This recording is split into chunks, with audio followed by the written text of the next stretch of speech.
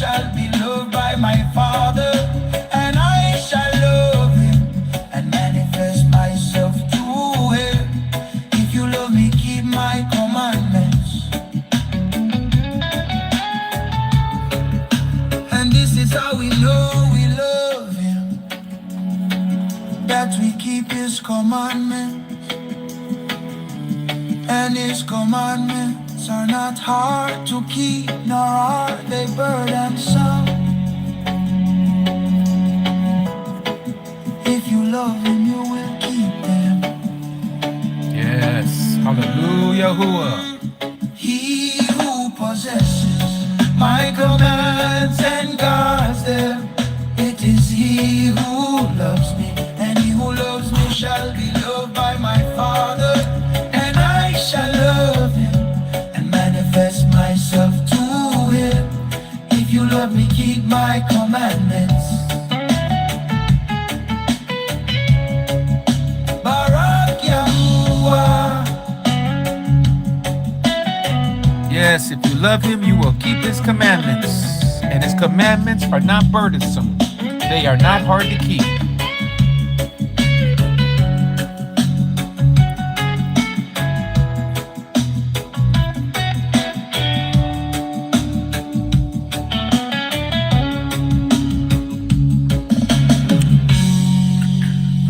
All right. Shabbat Shalom Mishpachah. I had to put a little bit something on my tummy because I think my tummy was speaking louder than me in the last segment. I had to get something in there. I was like, boy, this is over here grumbling and squirming and everything else in my gut. All right. So today is Shabbat, and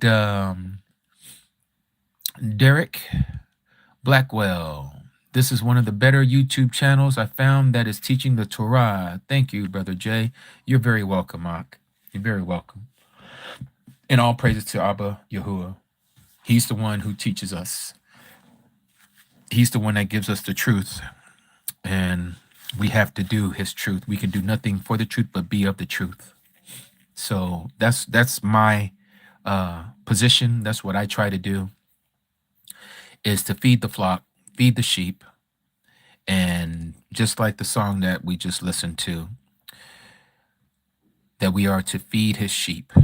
If we say that we love him, we keep his commandments, and we feed the sheep the same commandments, so that they too may love him, and he will manifest himself to us.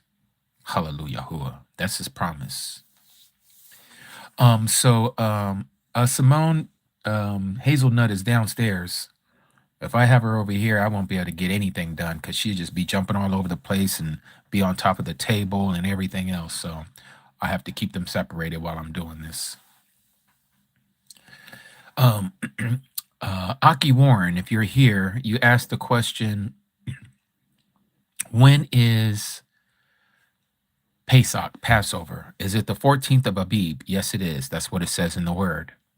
So let me show you on our calendar. Of course, this is last year's calendar, but it's literally going to fall under the same day, except for different day of the week on the pagan calendar.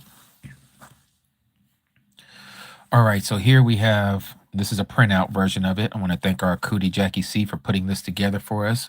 To the Ata Akudi Jackie C, who is in NYC, in Queens, New York. All right, so first Kadash, Kadash 1, also known as month 1. And by the way, before I do this, let me take you to the last month. So this is where you're going to see that we had a little boo-boo. A little boo-boo. And what I mean by that is, okay, so actually, so far it's correct. I think we must have corrected it on this one. 1st, 2nd, 3rd, 4th, 5th, 6th, 7th, 8th, 9th, 10, 11, 12, 13, 14, 15. Oh, yeah. Okay, so here we are. As you see, it says Shabbat up here, Kadash 12, month 12. 1st of March, pagan day, 1st March. Today is the 14th day of the 12th month. So you would see at the very beginning, the heading, the title, it'll say Q12.14. So that Yaum, 14 or day 14. Okay, so this is the first of the pagan day, March 1st. Okay, but now let's go back to what we're talking about. Back, because we're gonna be celebrating Pesach here in a couple weeks, in a few weeks, I should say, not a couple, a few weeks. And as you can see here, here's the 14th of Abib. 14, you see it right there. This is the first month, Kadash 1. Okay. It's going to fall on April 2nd again this year. Okay. The only difference is it's not going to be on the same weekday of the pagan day. All right. But it's still going to fall on April 2nd. Okay. And April 2nd this year, on the pagan days of the week, it is going to be, I can't recall, so let me go there. It's going to fall on a Thursday. Okay. So April 2nd is going to fall on a Thursday this year. All right. But that is the day that we celebrate at evening, just like we're told in Exodus chapter 12, Leviticus chapter 23, Deuteronomy chapter 5. We're told that we are to keep it at evening. And so this red line here, for those of you who will be getting a copy of the new one. And again, I have people asking me, hey, can I get the new calendar? No, the new calendar will not be given out until March 20th, which is the first day of the year. Right here, you see it? March 20th. Okay. You guys will be able to get it. We're going to have it on our new website, our Aki Chris. Aki Chris is putting a website together for me. I didn't ask him to, he did it, and I'm thankful. Just like our Akudi Nazareth, she put together the link tree, and it's been beautiful. And with all the hard work that Akudi Nazareth has done, we're still keeping that. It'll have a link to the website, as it does right now when you put in ambassadorsofyah.com. It directs you to the link tree. Well, later, when you do that, once we have it all set up, ambassadorsofyah.com will take you to our website once we launch it. We will not be launching it until March 20th. That is the first day of the year. Okay.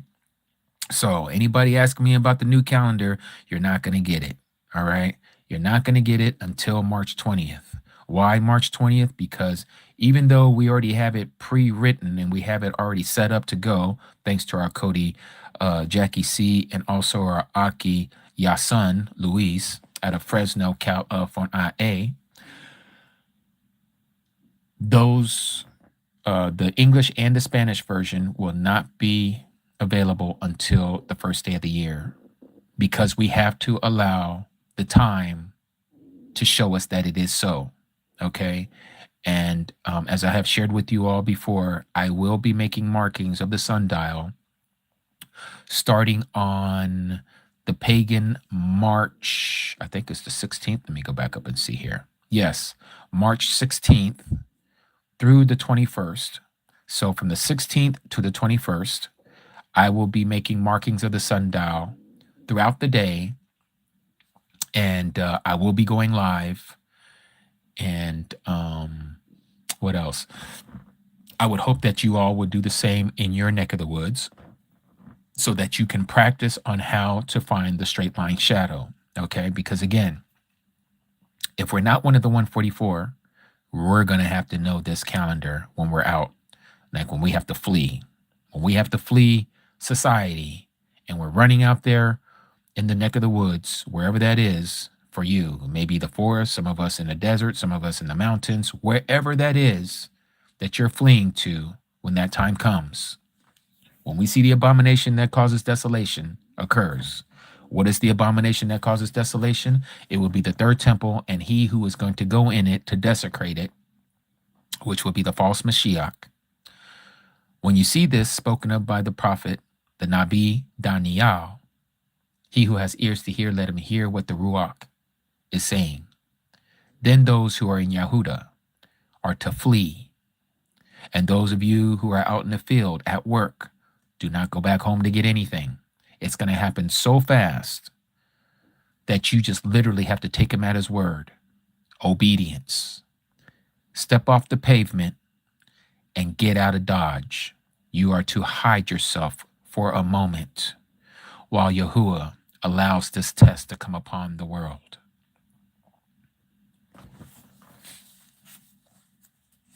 So now, you got to know this calendar. You got to know how to keep and know how to read the shadow of the sun. And so I'm going to be doing that coming up March 16th. I'll make sure to let you guys know a day before that I'm going to do that, because it's going to be a Shabbat. The Shabbat would be on the 15th of March. Okay. The very next day is going to be the first, that is going to be the void day. Okay. Let me show you what I'm talking about.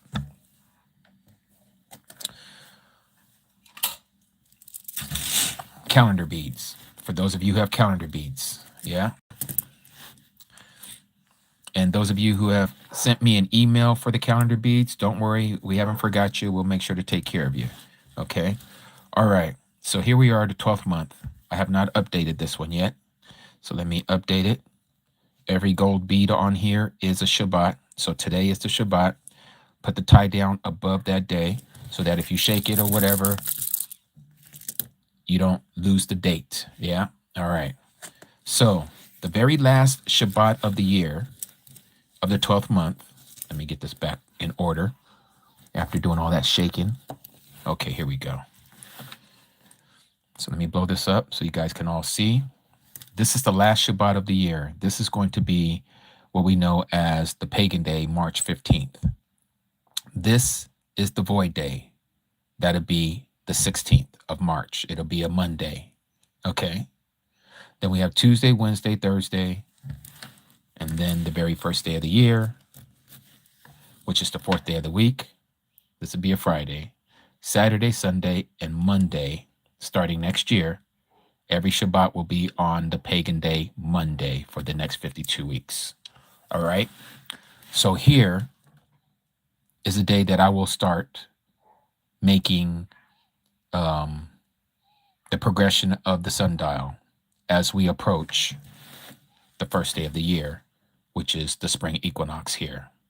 And then I'm going to do one more day after it so that we can all see for ourselves that this day is the straight line shadow day. All the rest of these days is going to have an arc in the movement of the sun across the sky from the eastern horizon to the western horizon. So this is how we find our first day of the year. No matter where you live on the earth, this day is going to be a straight line shadow, no matter where you live on the earth. The very next day is going to start bending, and the next day is going to bend even more, and it's going to bend more and more and more, okay? But every Shabbat, starting after the spring equinox, if our calculations are correct, and I'm sure it will be, because Yahuah is like clockwork, it's going to fall on the pagan day, Monday, for the next 52 weeks. Now, for those of you, like a lot of us, we follow this pagan work week. And the pagan work week says the first day of the week, of the work week, is on a Monday. What are we to do, knowing that Yahuah wants us to celebrate the Shabbat, which now is going to fall on the pagan Monday? What do we do? We're going to be in disobedience, aren't we? Because we're not keeping it on the right day. This is the same thing that happened to the children of Yasharal when they were in Egypt. They were not able to keep the set-apart day to Abba Yahuah. Yahuah had to take Masha to bring the children out of Egypt so that they can worship him as he wanted them to worship him. The same thing is happening now. Even though we're in the world, we're not of the world. And many of you have masters over you, your employers. Some of you are not as privy as some of us that have our own businesses where we can make up our own schedules and we can work around Babylon. So for those of you who are not able to work around Babylon, Yahuah doesn't say this. I'm saying this, so you know. Again, this is just my opinion. Now, me personally, if I was in someone's position and I work in a place where I know that I have to go to work on a Monday, that's part of my cycle, my program, my schedule, I would go to my employer and let them know, can I please have this day off for the next year? I'll work on all your holidays as long as it doesn't intrude on any of the holidays of my creator. I will be here. You need me to work on Xmas? I'll be there. You need me to be here for Easter? I'm there. Thanksgiving? There. Super Bowl? There. I'm there. Just not on my Abba's days. If they won't accept that, you did what you were supposed to do. Okay, you opened your mouth to your employer and you told your employer you need this day off. Now, once they don't give it to you, you are now free from what's happening because you want to keep it, but your employer will not allow you. You have bills to pay, and the employer will not pay you unless you do what they want. So in this position, he would be Pharaoh. Okay? You are now Masha. You are one of the children of Yasharal.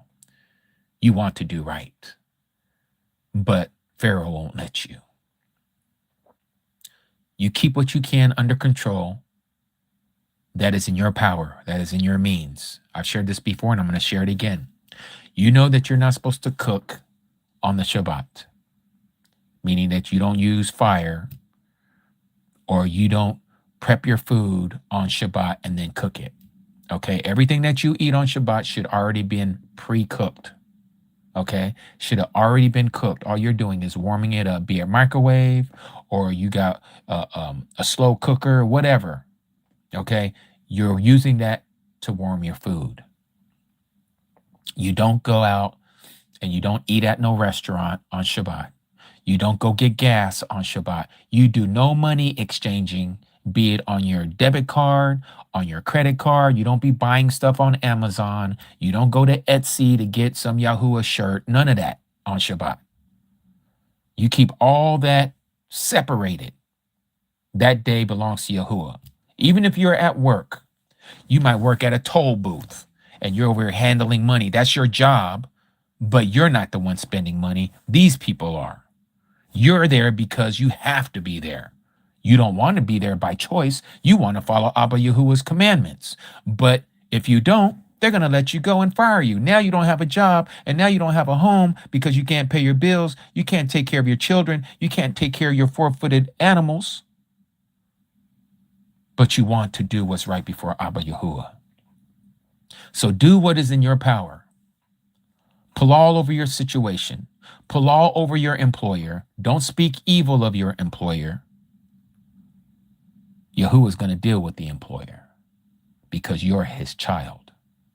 You want to do what's right. So that's my opinion, my understanding, not what Yahuwah is telling you. Yahuwah says the seventh day you are to keep it. You're to keep that day. But again, we see the situation that we're in.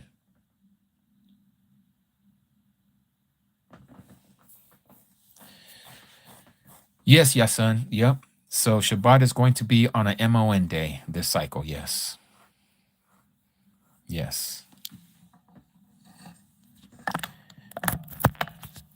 If the world was perfect, we would all be able to have, and every employer would say, oh, yeah, don't worry, Jimmy, we got you. Go ahead. That's your Shabbat. Yeah, every Monday's your Shabbat. We got you. Some of you probably have an employer that's like that, but not everybody does. Not everybody does. But if you don't open your mouth and you're just going to accept your schedule, oh, but I can't get the day off. You know, did you open your mouth and ask? You're just taking it upon yourself to assume that your employer is going to say no. Let them tell you no. Let them tell you no. That is going to be a witness, a testimony between you, that person, before Abba Yahuah. Abba, you heard what I asked the person. You heard what I asked my employer, my master, my taskmaster, the Pharaoh. And he would not let me go. Abba says, that's okay. I got you. You just walk in my commandments, but I got you. And that's all you can do. But we don't live in a perfect world.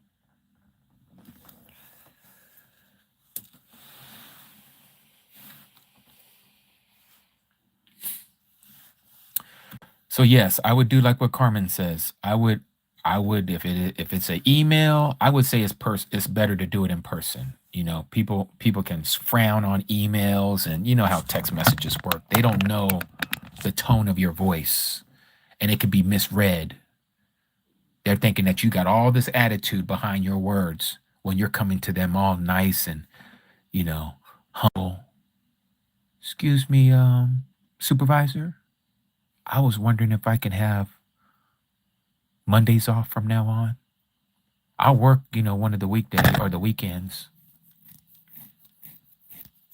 But if you just put it on paper or you put it on email, they thinking you coming to them like you telling them, I need Mondays off. No, you ain't. You ain't getting no Monday off. I'm going to make sure you don't get Monday off or you're going to lose your job. No, you need to go to them directly. You need to speak to them. HR, whoever it is, you need to go to them. Let them tell you, well, we can't do it. If you do, then if you take Mondays off, well, you're going to lose your job. Let them tell you that. You see, there's even protections if you so desire to choose to use it, that they cannot infringe on your worship. Just because they say what days are the days of the week doesn't mean that you have to follow that, because guess what? My creator, who supersedes your employee or employer's handbook telling me that I have to do this and do that, I just want you to know that this is the day that I need off. And if you're not respecting that, then I request a grievance. You might have to go above their head. If you really want it, we can see how far this can go. But again, if at all possible, you are to live with everyone in shalom. But this is one of those commandments that I would do my best to see if I can get it off. And if they say no, you did what you could. You did what you could. Some supervisors don't like you going over their head and saying, well, we'll see about that. I'm going to region. I'm going to your supervisor. No, don't do any of that. Don't speak to them like that. If they're being nasty, or if they fire you right off the bat because you're asking for it, you might have a lawsuit. You might can go ahead and take them to court because they're infringing on your rights as a person who has the right. Even in Babylon standards, along with their Babylon rules, they're not supposed to infringe on your worship.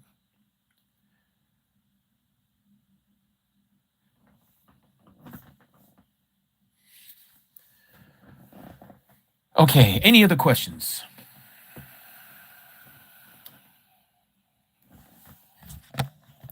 Oh yeah, no gym on Shabbat. That's doing your things. Yes, we are not to do what we want on Shabbat. We don't do our desires on Shabbat. What about those of us in schooling, and that includes our youth? Yes, that's a whole nother thing, right, Tanya? That's a big one. And again, this is the society that we live in. Now, if we were to do what we're supposed to do, we as Hebrews, Abrit, we supposed to be having our kids, our children, learn under our roof, and they shouldn't be at a public school. So as long as they're in public school, we done gave the public school the authority and the domain to rule over our children and then say, these are the days that you come into school. But if we was to teach them in our home, they would be lined up with Yahuah's calendar. There'll be no problems with them.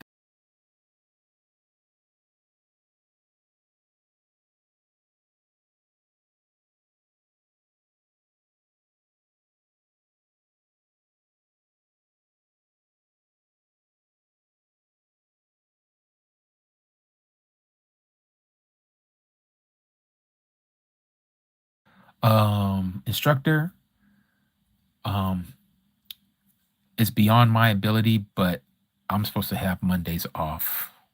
It's for religious purposes.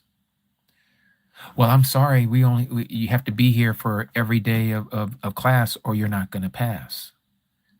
Okay, you told me what I needed to know. I appreciate that.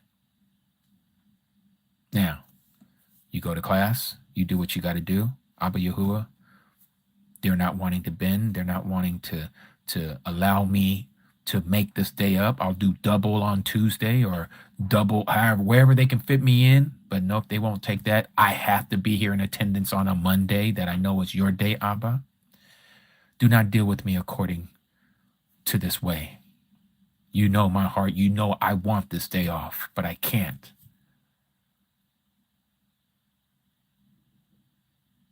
You're in the middle. You're in a pickle.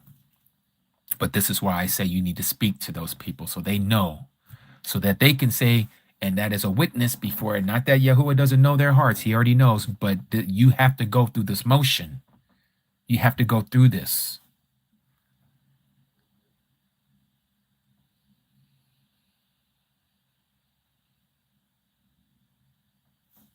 So yes, you have to take it up with your employer, with your instructor, and allow them to say, no, you can't have that day. And you go from there, Cody.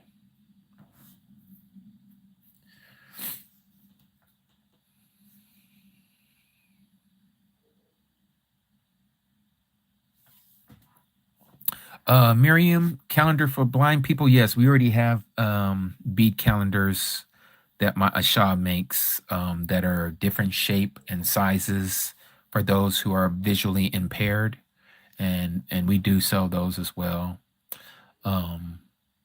So yes, we've got those already for those who are visually impaired.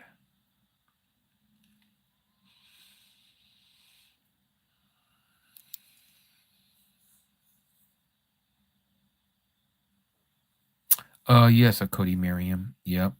I will make a note of that and let my Asha know. Yes.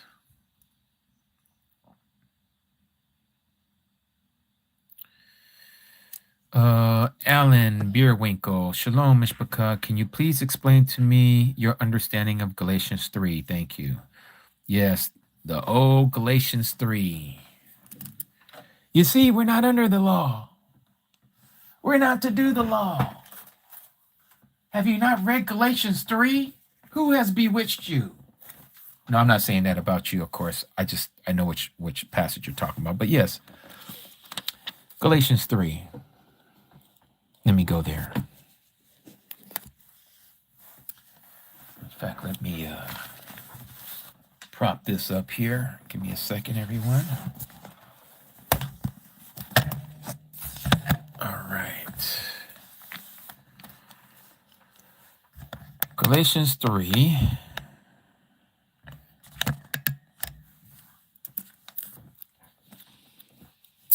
Oh, senseless Galatians, says Shaul, who has put you under a spell? Not to, notice the word, obey the truth. If you understand what the truth is, then you know the rest of this chapter and what Shaul is saying. What does it mean to obey the truth?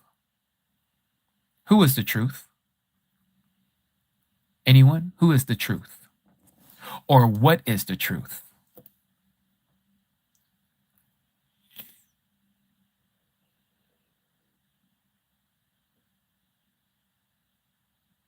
Yes, yes. And both, all of that is right. The Torah, Yahusha, the Word, the Mashiach, He is the truth. I am the way, the truth, and the life. He says, your word is truth. Shaul, who is a Pharisee of Pharisees, he knows the Torah. He knows the law. So when he says this here, who has put you under a spell not to obey the truth? The truth is very clear for those who know how to connect the dots. Like this. If we go to John chapter 17, verse 17, it says this.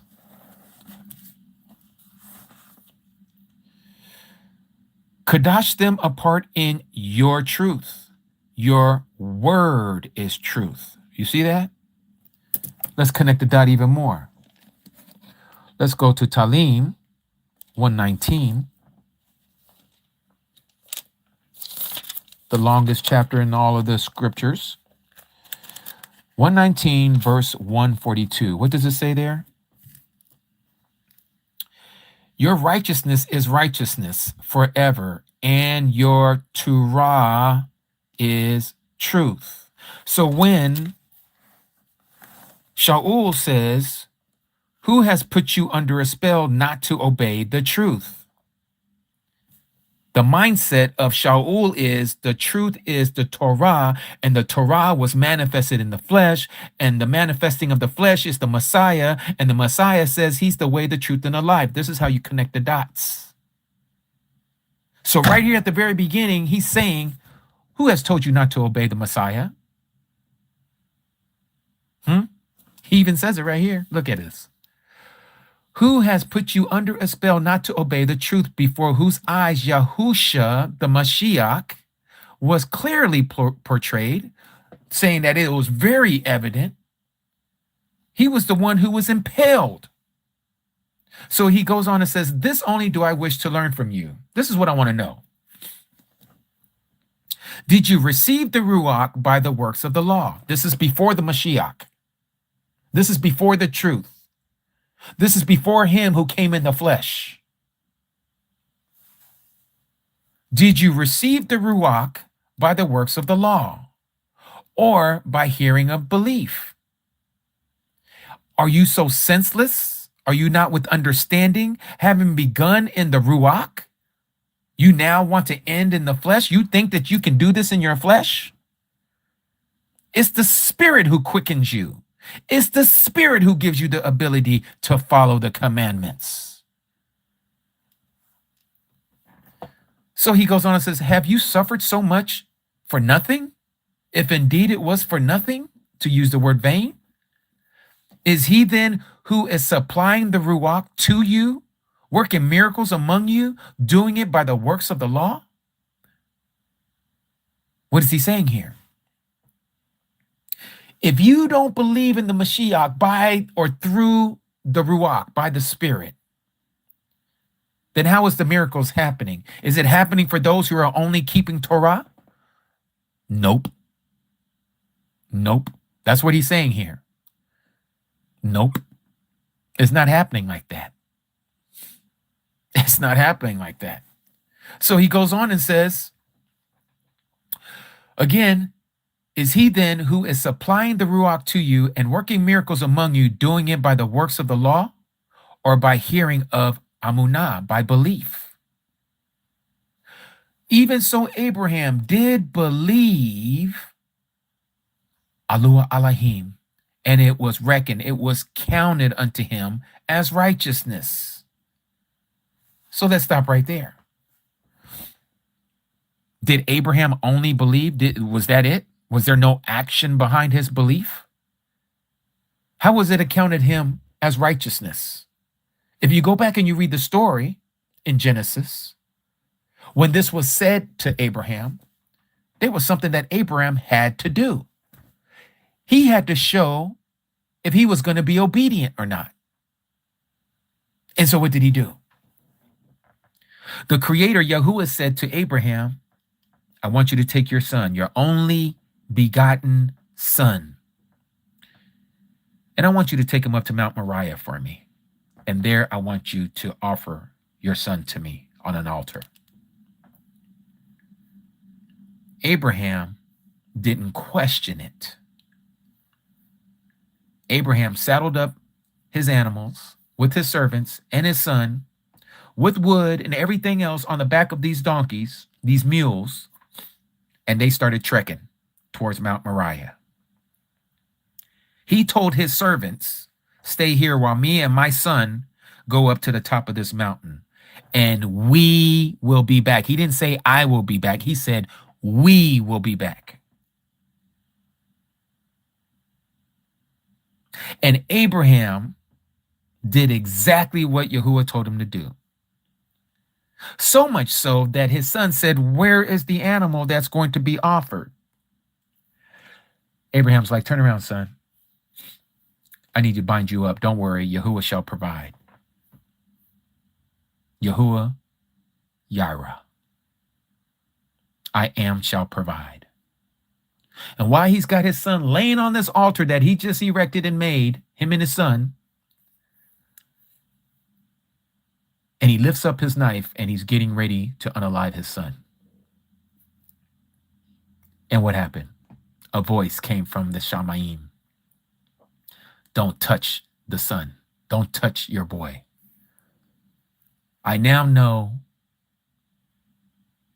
that you believe in me. I now know that you trust me. Look behind you. You'll see a ram stuck in the thickets. Go and get him. Offer him up. This is what it was, that it was accounted to him for righteousness. So you see that not only does one need to believe, but one needs to act upon their belief. This is exactly what Yaqub says in his book that they renamed James. Faith, amunah, without works is dead. It must go hand in hand. So it goes on and says here, even so Abraham did believe Yahuah Elohim, and it was counted unto him as righteousness. Know then that those who are of belief, of amunah, are the children of Abraham. And the scripture, that is the Tanakh, Genesis to Malachi, having foreseen that Yahuah Elohim would declare right the people, the Gentiles, by belief, announced the barakah, the great news, to Abraham beforehand, saying, all the people, all the different ethnicities of the world shall be Baruch in you.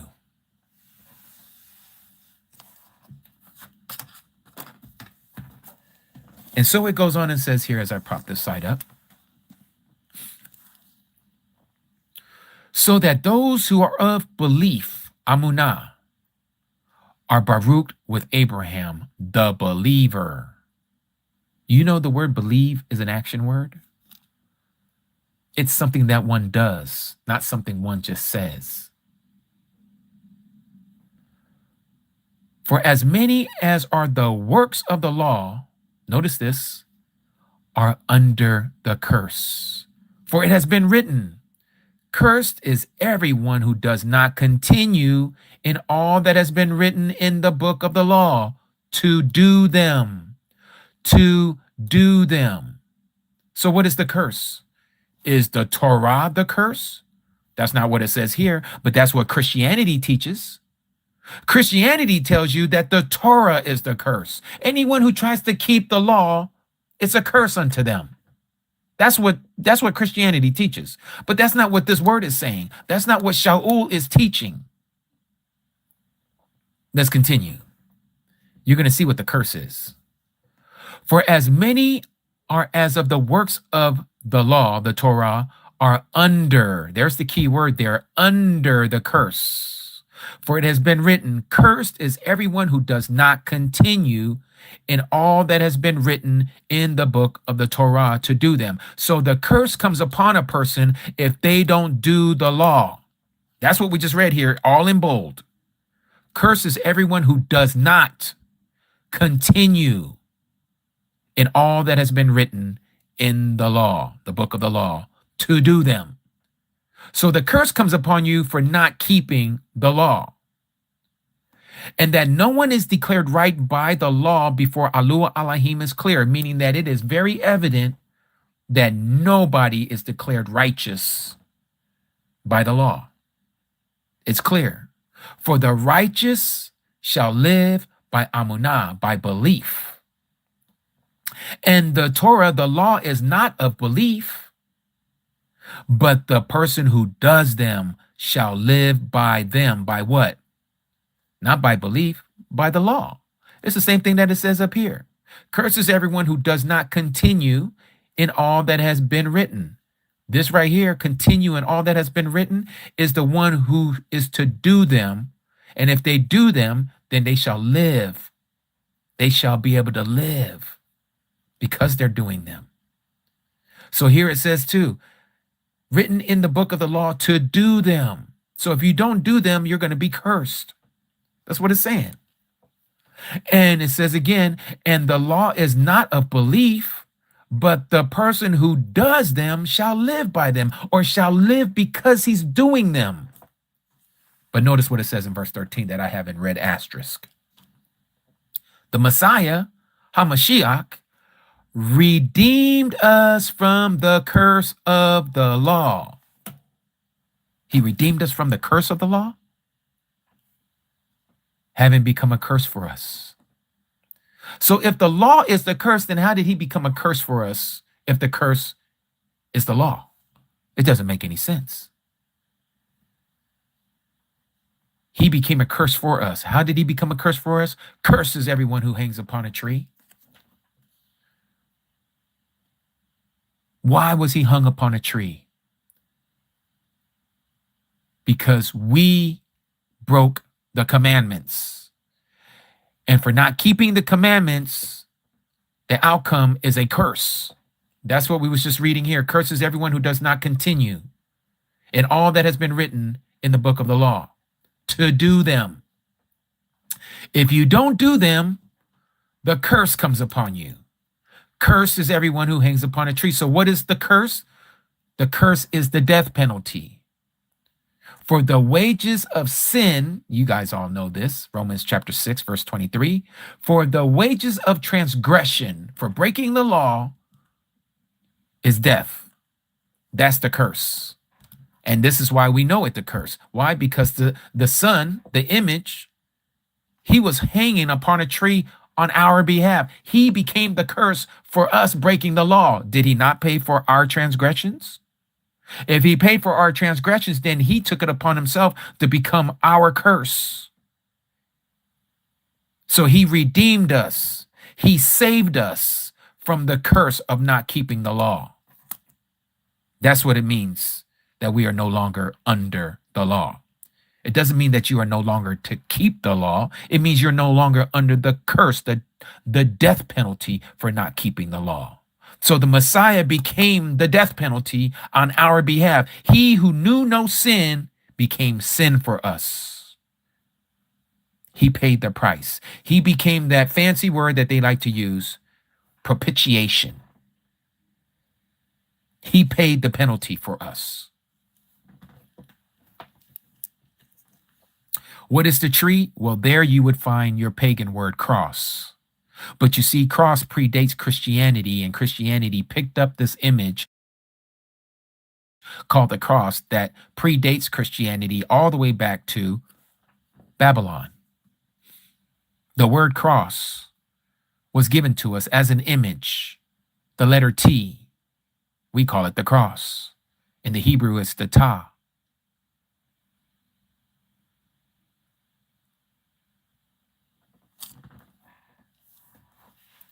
In order that the barakah of Abraham might come upon the people, the Gentiles, in the Messiah Yahusha to receive the promise of the Ruach through belief.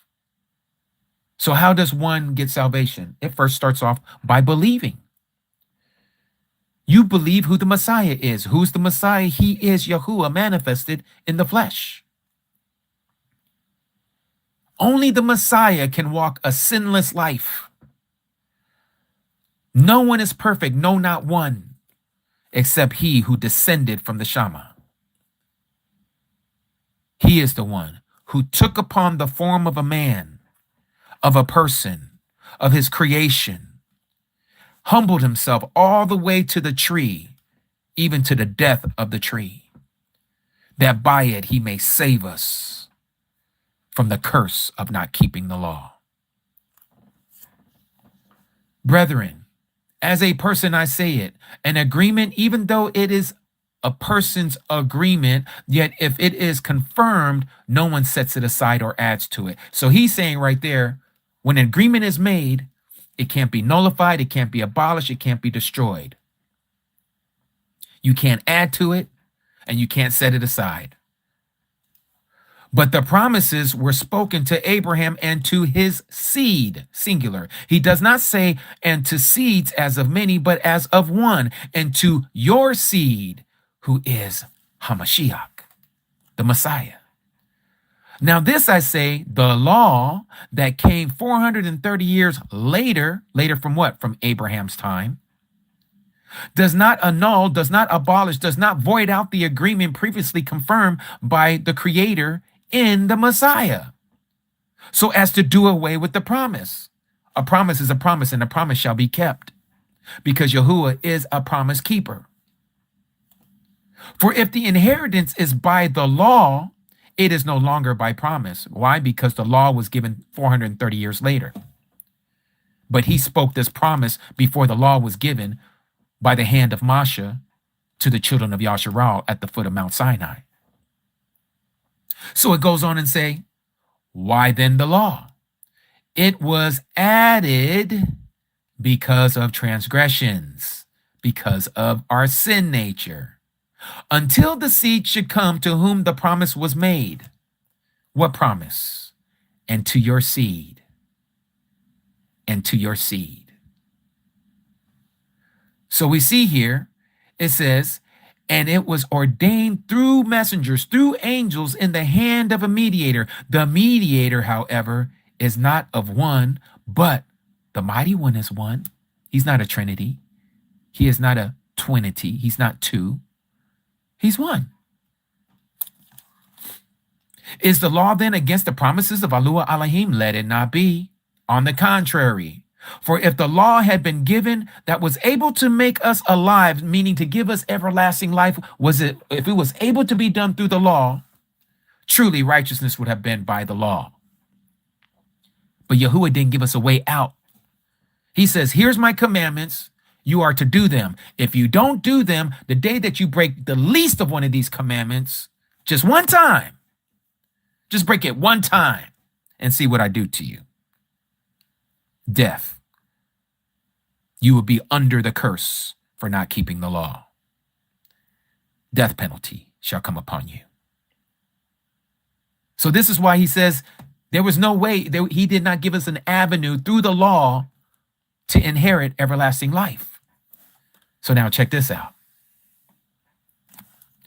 But the scripture, that is Genesis to Malachi, not Matthew, Mark, Luke, and John, all the way to Revelation, the scripture, because what has been written here in Galatians was not pen to paper yet. There was no New Testament when Shaul said this to those that were in Galatia.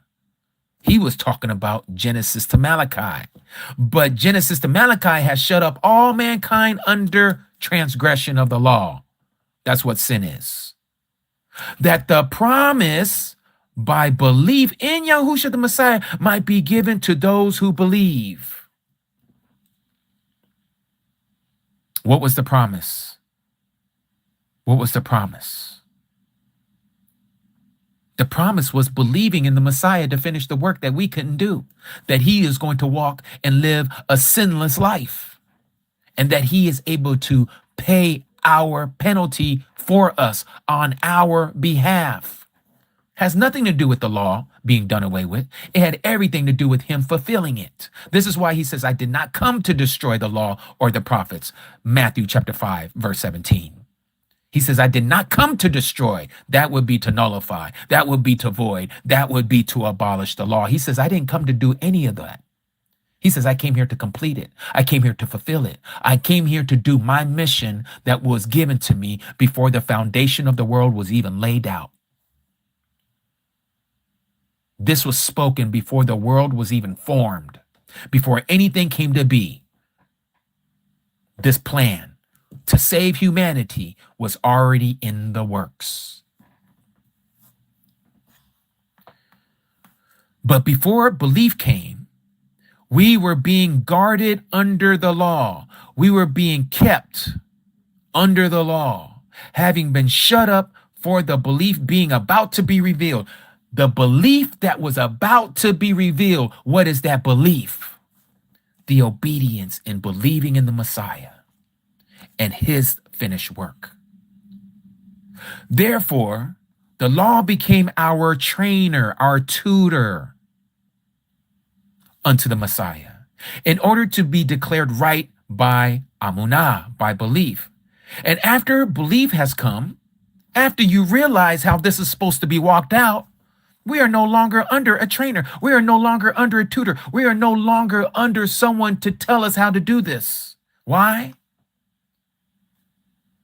For you are all children of Yahuah Elohim through your belief, your obedience in the Messiah Yahusha. So what is being told to us here? This is why the Messiah says, deny yourself, pick up your stake, and follow me. I'm going to show you how to do this. Before, all you had was the law. You had no one that you can use as an example because everyone has transgressed. Everyone has broken the law. So you can't look to Moses. You can't look to Abraham. You can't look to Isaac. You can't look to Jacob. You can't look to the 12 sons of Jacob. Everybody has fallen short. But when the Mashiach came, he showed you how to walk it out. He showed you how to walk this thing called amunah, faith, belief. So I like to liken it to a person who says, you know what? I'm ready to drive. Okay, well, before you get on these streets, before you unalive yourself or unalive others, I need you to read this manual. It's the rules of the road.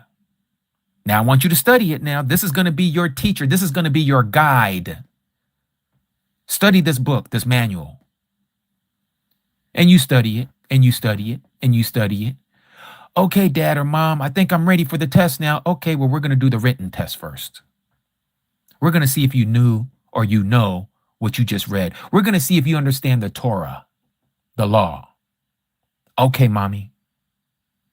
So you read it. You take the test. You passed. But you're not done yet. Now, here comes the instructor. Here comes the Messiah. Okay, Jimmy, let's see if you know what the law is. Now, I just showed you how to do it. I showed you. I've been showing you all these years how to drive. But now I want to see if you know how to drive. Okay, Daddy. You get in the car seat. You buckle up. You check your mirrors. You do all the things that you got to do before you have to drive, your pre-inspection. And then Daddy says, okay, let's hit the streets. Let's see if you know what you're doing. You go out there and you pass flying colors. Daddy's happy. Yay, the instructor is happy. Now, if we take the Christian mentality, say, okay, here's your license. Now you can drive. I don't need that. What do you mean you don't need that? Because you did it for me, Daddy. You did it for me, instructor. So give me the keys. I can drive however I want to drive. I'm going to drive on these streets, these freeways, go backwards if I want to. I'm going to make my own rules because you know why? The Messiah, the instructor, did it for me. And the whole time you're out there driving, not only putting yourself in danger, but you're putting other people in danger. So you are not loving your neighbor as yourself because you don't care about your neighbor. You're driving reckless. You're driving lawless. Come on, somebody. Do you guys understand what I'm trying to tell you here? Do you understand what Shaul is saying here in chapter 3 of Galatia? He is not telling you that the law has been done away with and now you can be lawless and walk however you want.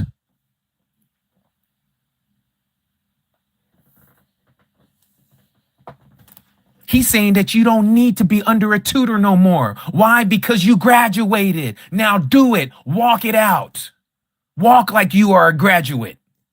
Stop walking like you somebody who done messed up and don't know what's going from the right to the left and you just driving however you want to drive because you done passed. Because your instructor did it for you. It's not what he's saying here.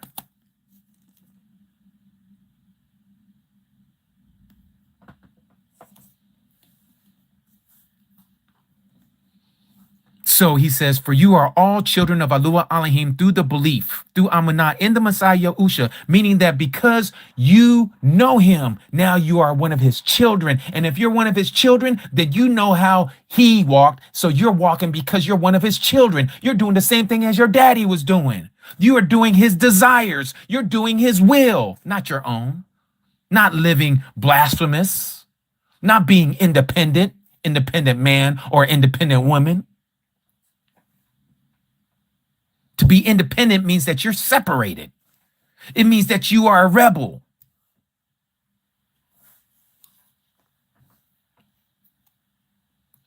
So then, for as many of you who were immersed into the Messiah have put on the Messiah, meaning that you are now under that umbrella, that protection. You're under his guide by the Ruach. That's how you put on the Mashiach. The Ruach comes in and manifests himself in your life. And so when that happens, there is no Yahudi or Greek. There is no slave or free. There is no male or female. You are all one in the Messiah Yahusha. People like to use this verse 28 and say, see, a woman can preach. A woman can teach. No one's saying that a woman can't preach or teach. There's order. And a woman can preach and teach, but there's order. This is just saying here that when we put on the Messiah, there is no one who says, I'm better than you. Or because I'm a man, you are under me, woman. Or because I'm a Yahudi and you are a Gentile, that I'm over you, Gentile. No. We're all the same in the eyes of Yahuah. And if you are of the Messiah, then you are a seed of Abraham and heirs according to the promise. And that is Galatians chapter 3.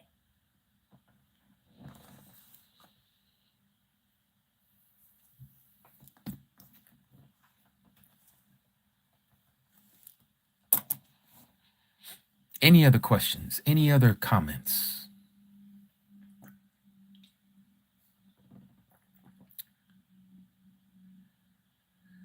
You're very welcome, Alan. You're very welcome.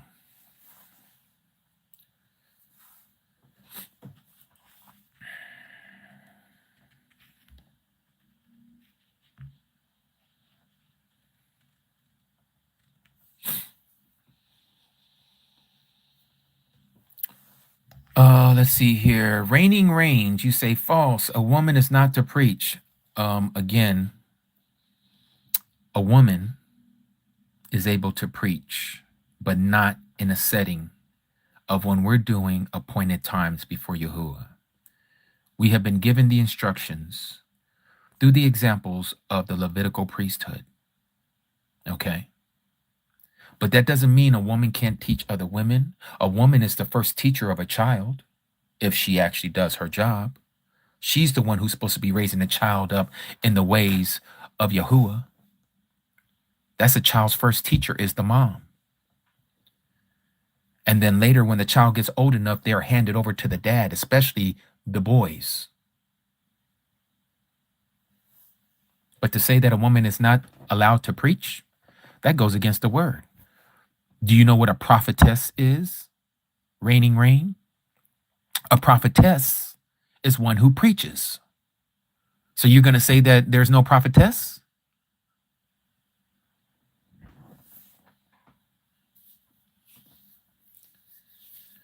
Some of us get it a little twisted. And yes, when you get to that level, yes, you're being a male chauvinist. Let me show you how dedicated women are compared to us men. Okay? And in case you don't know, my voice is that of a man. All right.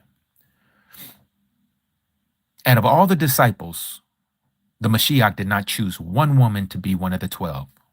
However, when the shepherd was struck, the prophecy was that the sheep shall be scattered.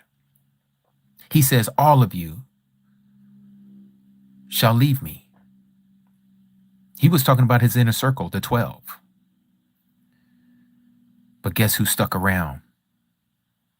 It was the women.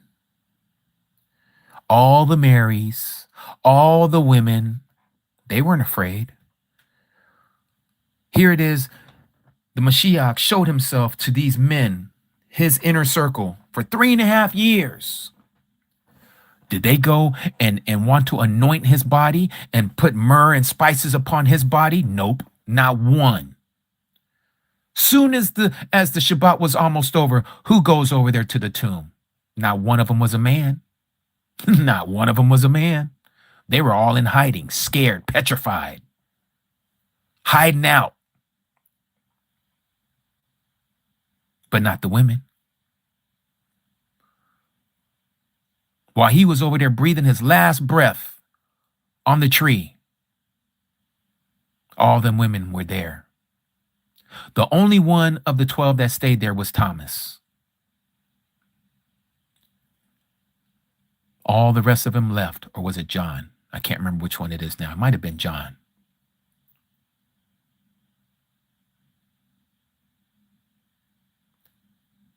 So I say that to say this. We all have our part. Abba Yahuah loves us all, and he's given us all a mission to do. He did not make women for battle. He made us men for battle. He did not make us men for rearing up children. He has made women to rear up children. He has not made women to preach to the masses. He made us men to do that.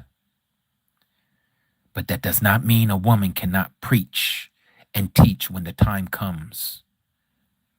I'll give you an example. If there was only a woman who knew the truth and she came into a prison, to a man's prison, like one of our Codis, walks up into a man's prison, works in the man's prison, and none of the men in that prison know the truth, but she knows the truth. Is she to keep silent and not share the truth to them just because they're men? That's an actual, that's a question. Is she supposed to keep her mouth shut? She's not supposed to say anything to these men in this prison who don't know this truth, even though she knows the truth. That's right. She's supposed to share. She better tell that word, or their blood is going to be required at her hands. So you can see where a woman is to be needed. The Basora, the great news, knows no gender. So what, a person can't speak because of their gender? Really? Are we that shallow?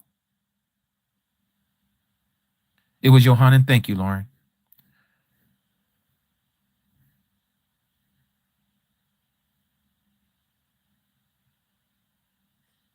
So I share that because one of our Codis, Janine, works in a men's prison. And she shares not only with the prisoners, but also her co-workers. And are we going to say, oh, she ain't supposed to be preaching? That's what it means to be sent. One who is sent. That's what a preacher does. Nobody said she's a pastor.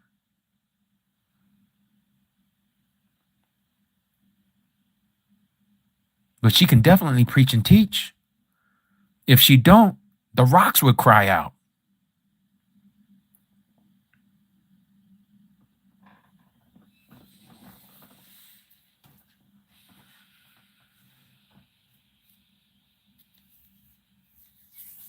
Any other questions or comments?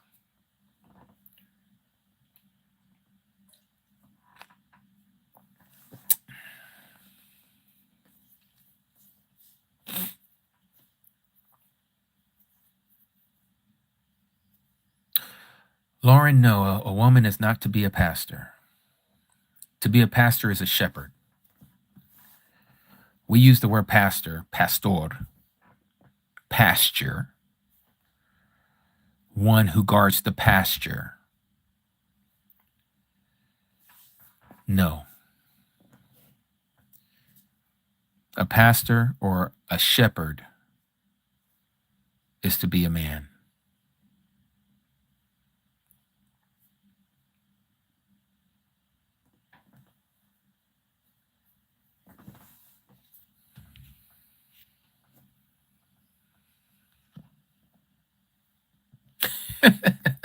CQ, you silly. Lachey, you say, do anyone know why the tribe of Dan isn't mentioned in Revelation 7, the book of chapter? That's, again, there's a lot of speculations of why the tribe of Dan is not spoken of in the list of the 144,000 of the 12 tribes. Some people believe, and again, this is all speculation. Nobody really knows why. Some people say, oh, it's because they did this and they played the harlot. They all played the harlot, every last one of them. And it says Yahudah was more treacherous than her own sister, Yasharal. So if that was the case, then Yahudah should have been taken out. But that's not the case. So I don't know the answer to that question. I'm sure one day we'll know.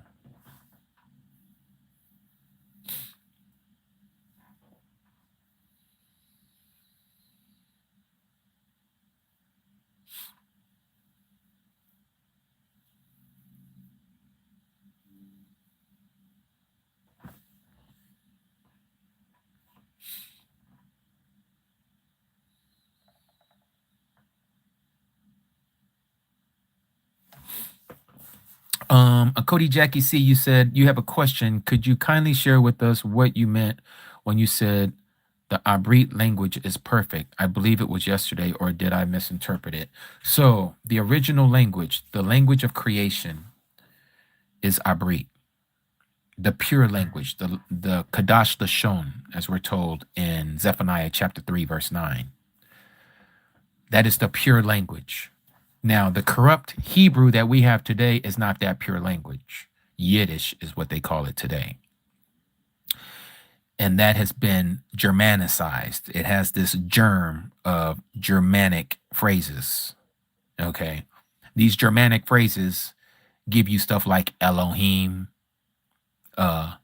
Adonai, Yahweh, and a lot of slew of other words that they mispronounce, like Yaakov. They give you all these V's. There's no V in Hebrew. Okay. There's no letter called W, which is a double U. Okay. We have a U in Hebrew already. We don't need a double U. W is one of the newest letters, a little bit older than the letter J, but nonetheless is very new in the English alphabet. So we see that the true Abrit, and we won't have the full context of the true Abrit until he cracks that sky and gives us that language again. But we have lost that true language, and it's for a purpose, it's for a reason. Because with all the stuff that's going on in this world, there's no way Abba Yahuah can give us that Kadash Lashon while we're in this world that belongs to Satan. But he's given us his name, and that's with that pure language. He's given us some words that is going to carry us through until he cracks that sky. But when that time comes, when he truly removes all the words of the Balaam out of our mouth, he says, no longer are you going to call me Baal or Bali, my Lord. He says, you're not going to use that phrase anymore. We're going to call him Aish, my husband. And so we look forward to that day. And so as we continue to learn the Abrit pronunciation, we may not have it correctly. The fact of the matter is you're doing it. And there's certain words that he has given us clues of how to pronounce. This is why we know his name is not Yahweh. There is no way in Yahweh. There is no way in Hebrew. There's no W-E-H in Hebrew, in any word. This is what has been fed to us. And so we have people that want us to say, when they would say, what's that one word that's slipping my mind right now? That's a Yiddish word. Oh man, I can't even think of it. It'll come to me when I'm not thinking so hard. But they gave us so many words that if you don't check it, you're going to be pronouncing it just like them. Oh, that's what it was. Tov. Okay, Tov. T-O-V. T-O-V. There's no O and there's no V in Taub. Taub. T-A-U-B is the way we would spell it out. Pronunciation, same. T-A-U-B. Taub. But these Germanic people gave us Tov. So we say Boker Tov. I mean, it's almost like somebody speaking Spanish with still pronouncing it like they're speaking English. Como te llama?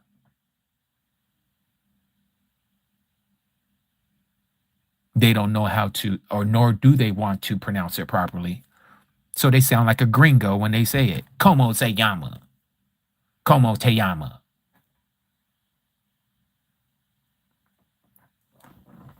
Yes, exactly, Cody Stella. Ahava is not the pronunciation. That is Yiddish. Ahaba. Ahaba is the true pronunciation.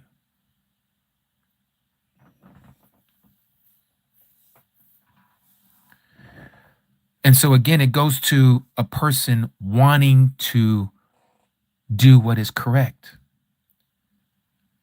And so, yes, the pure language is Abri, which people have renamed Hebrew.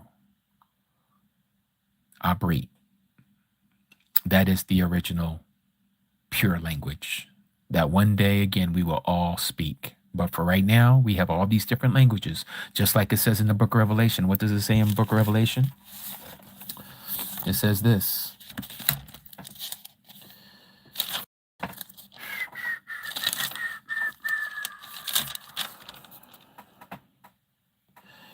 And it reads,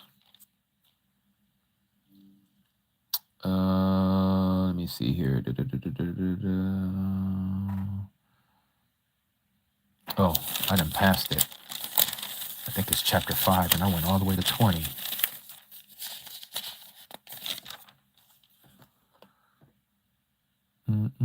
Yes, chapter 5. Notice what it says here in chapter 5.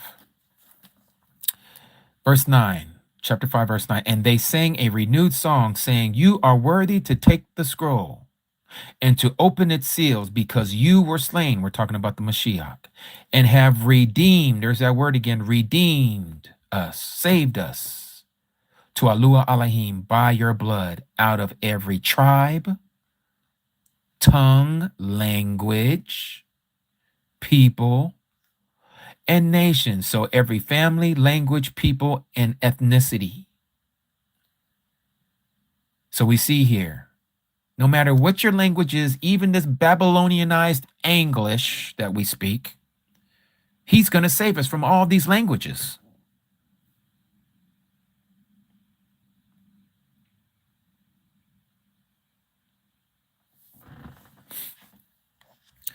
Okay, hold on one second.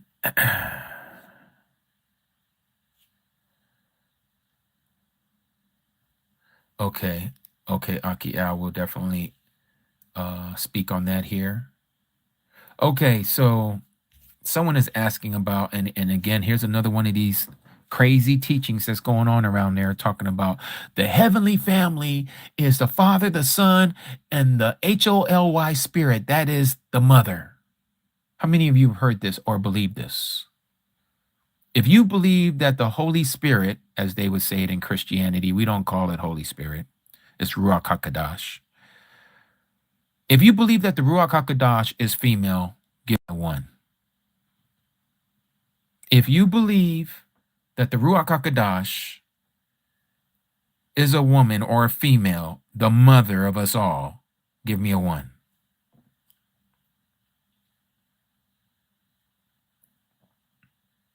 Yah's chosen daughter, you believe so? Okay. Abba Father, you believe so? Okay.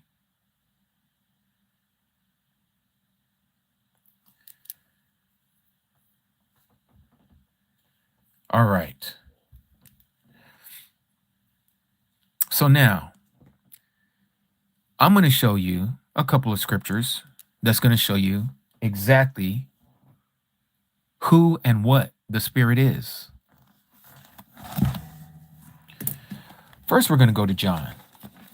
Let's go to John. Yohanan chapter 4.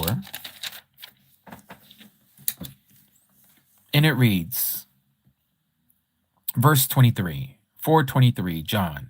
But the hour is coming, and now is, when the true worshipers shall worship the Father in spirit and truth. For the Father also does seek such to worship him. Yahuah Elohim is spirit, and those who worship him need to worship in spirit and truth. So right here we see that the spirit, even if you don't believe that it's the Father, because the spirit is the Father and the Father is the spirit, those who worship him, again, Yahuah Elohim is spirit, and those who worship him. So we see the subject matter, and we see what is being told to us about the subject matter, about him being the spirit. Is telling you the gender right here of what the spirit is. Yahuah Elohim is spirit, and those who worship him need to worship in spirit and in truth. So there's one witness. Okay, we're going to stay in this book called John. We're going to go to chapter 14. Make it very clear for you. John chapter 14, verse 26. But when the helper, the Ruach HaKodesh, yours may say Holy Spirit, whom the Father shall send in my name, he, not she, he shall teach you. Who's going to be sent in his name? The Ruach HaKodesh. He shall teach you. It doesn't say she shall teach you. He, the Spirit, shall teach you all and remind you of all that I have said to you. But it doesn't stop there. John chapter 15, verse 26. And when the helper comes, whom I shall send to you from the Father, the Spirit of the truth, who comes from the Father, he shall bear witness of me. He shall bear witness of me. Not she, he. Okay, I just gave you 3 different verses that showed you all 3 times that the Spirit is classified as a he and not a she. Those, mostly women, mostly sisters, who want to believe that the Holy Spirit is the mother, and they have this heavenly family called the Father, Son, and the Holy Spirit being the mother, is contrary to Scripture. Number one, they're splitting up who the Creator is, and he is one. He's revealed himself as one. He told us that he is one. So if you're looking at it any other way, you're missing the point. Now, I know where they get this kind of teaching from. It's because they have misinterpreted the book of Proverbs. Why did they misinterpret the book of Proverbs? Because they see there it talks about wisdom being a woman. But you see what they don't seem to recognize? Let me take you to Proverbs. It's talking about 2 different women in the book of Proverbs. It's talking about 2 different women in the book of Proverbs. Let me show you the woman that is first talked about.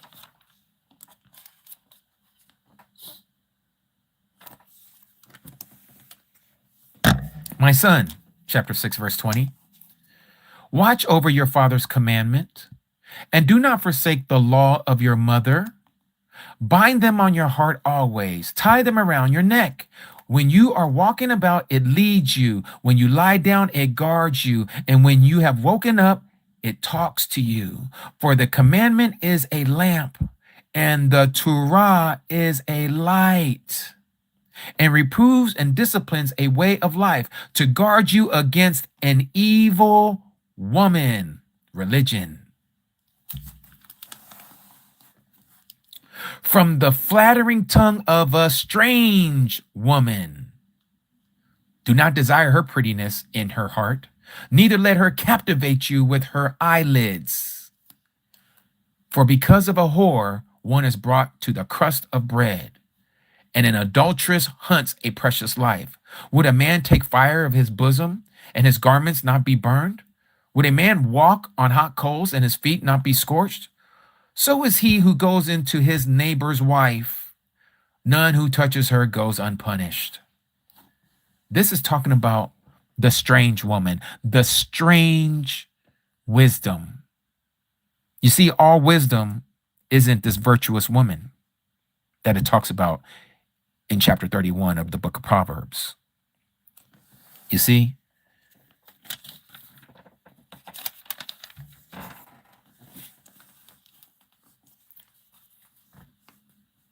Who does find a capable wife? For she is worth far more than rubies. The heart of her husband shall trust in her, or trust her, and he has no lack of gain.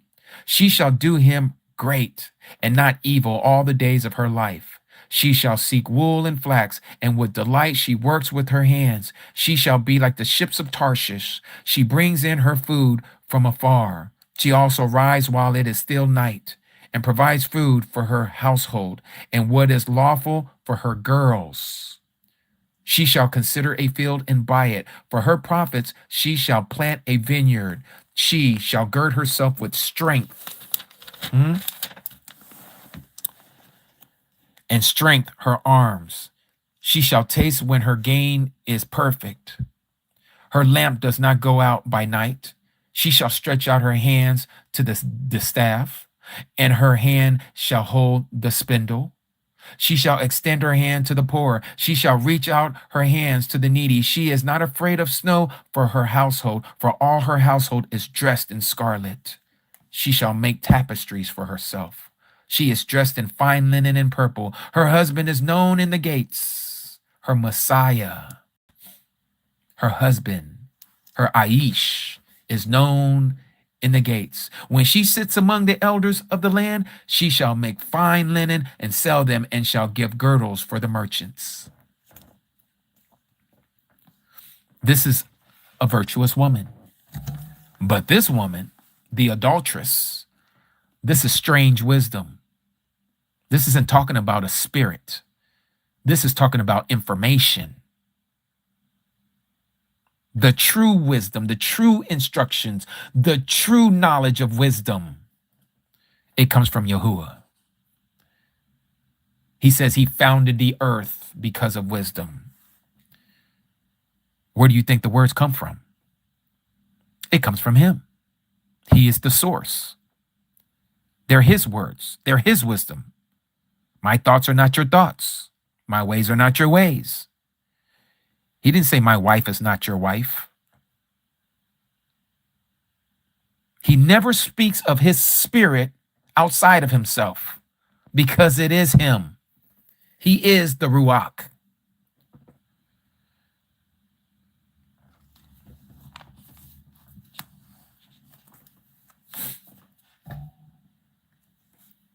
So I hope none of you continue on with that understanding that the spirit is the mother. That is not scriptural. That is not biblical. And that is not the teachings of the Mashiach.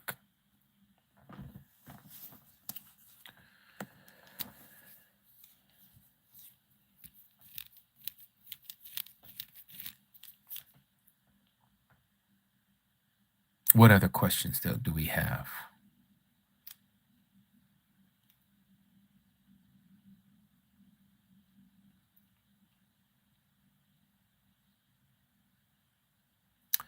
David Redmond, yes, you got a lot of Arizona folks up in here and Nevada folks in here, and you got a couple from New Mexico. I don't know of any from Utah. Where are you from, David Redmond?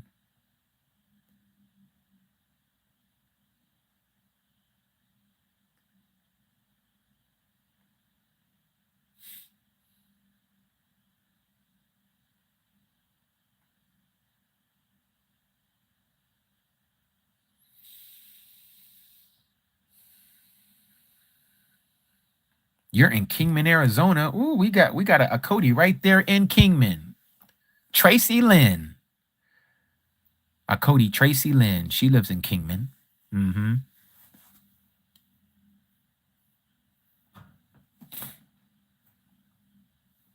You said you ready to move, yeah? Okay.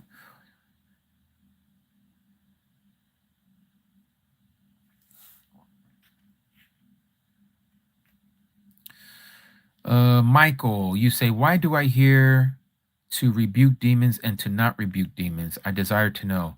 Michael, we as people cannot rebuke demons. Yahuah is the one who rebukes demons. So you don't say, I rebuke you in the name of Yahusha. You say, Yahuah rebukes you. Yahuah rebukes you.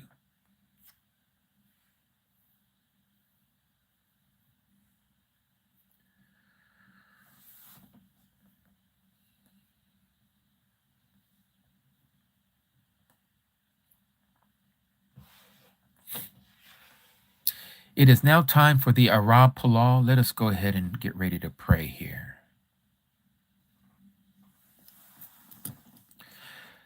Heavenly Abba, we come before you at this time of the Arab Palal, the evening prayer.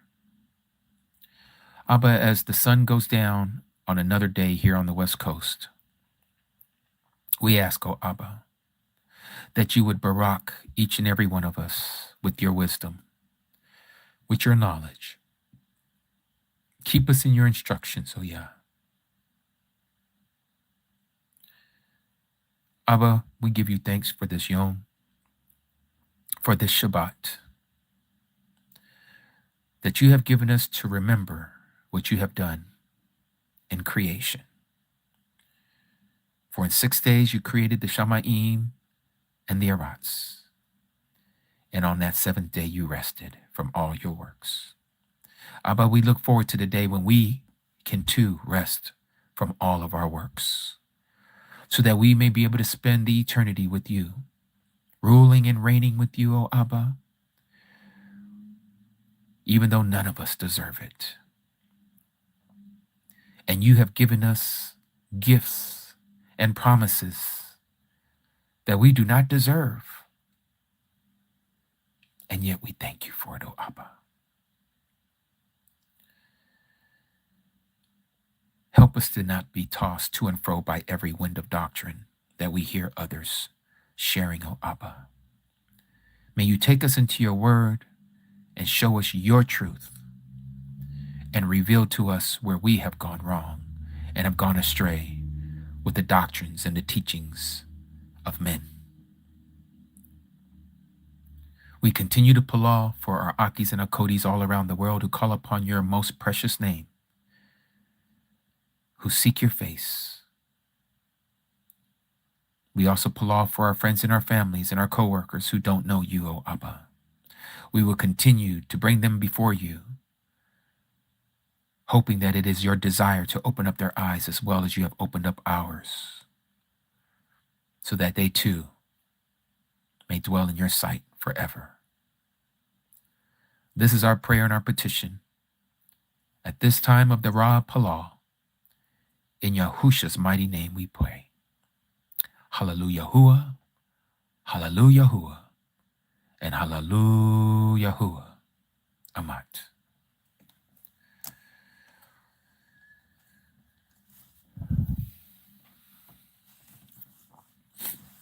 Okay. So we have, let's see here, about an hour and a half to go. So if there's anything that anyone wants to bring up, let's see what it is that Yahuah is going to reveal to us. I know it's all about Abba, but Shaul said, I command you, come out. Was he wrong? Nick Davis, when you say come out, you need to give me a little more context. What is it that Shaul said that we need to come out of? Come out of what?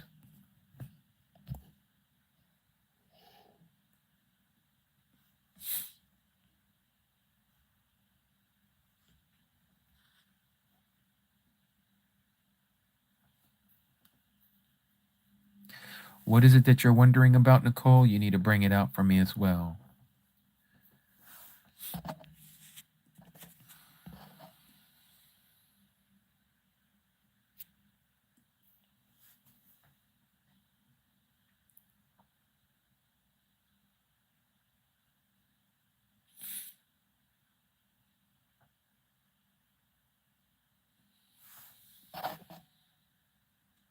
Don, that's a great question.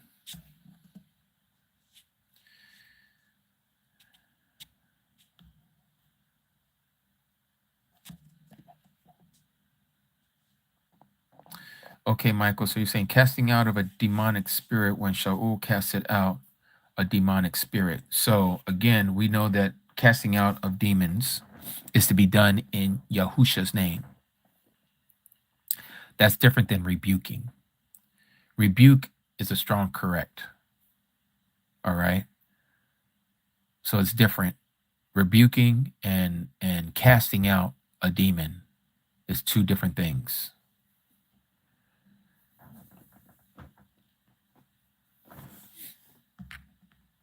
Now somebody said,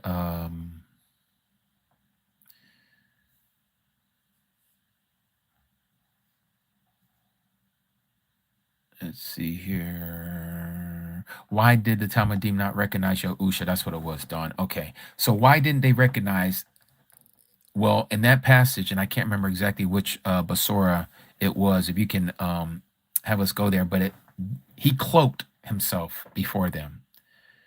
And it says that when he was speaking to them, he opened their eyes. So he literally purposely caused them to not be able to recognize him. He did that.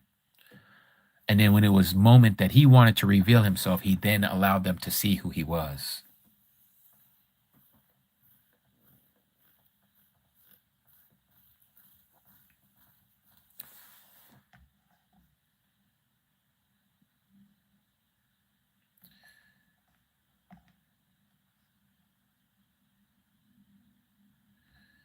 Yeah, so like I was saying, Nick Davis, those are two different things. Him saying come out, which is he's speaking to a demon, is different than, again, a rebuke. A rebuke and casting out are two totally different things.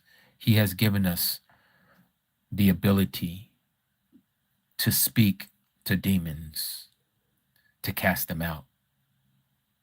Okay, but again, it's all under his authority. It's in the authority of the name, not us. It's in the authority of the name.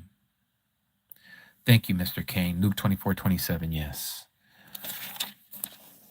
Yeah, he opened their eyes, and so they weren't able to see who he was until he decided for them to see him. 24:27, yes, to that time. And this is another powerful passage here too, because he's literally telling you that all of the scriptures is speaking about him. And beginning at Masha, that would be Genesis, and all the prophets, that would be all the way to Malachi. He was explaining to them in all the scriptures, again, Genesis to Malachi, the matters concerning himself.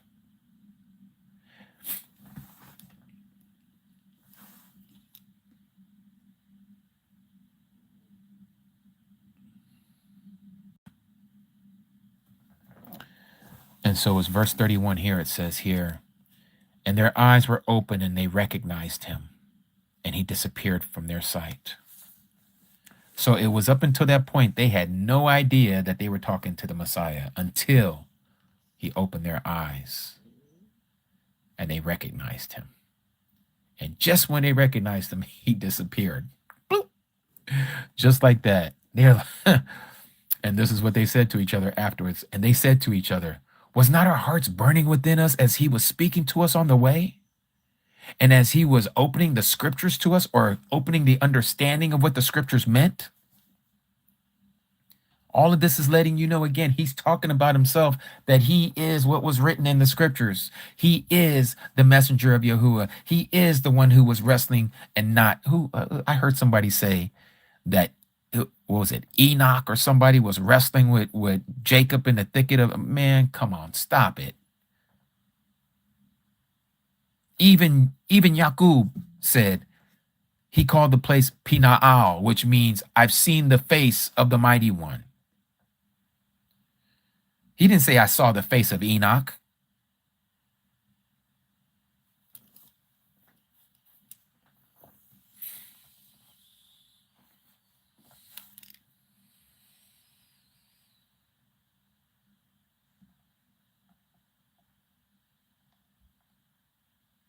It's so funny.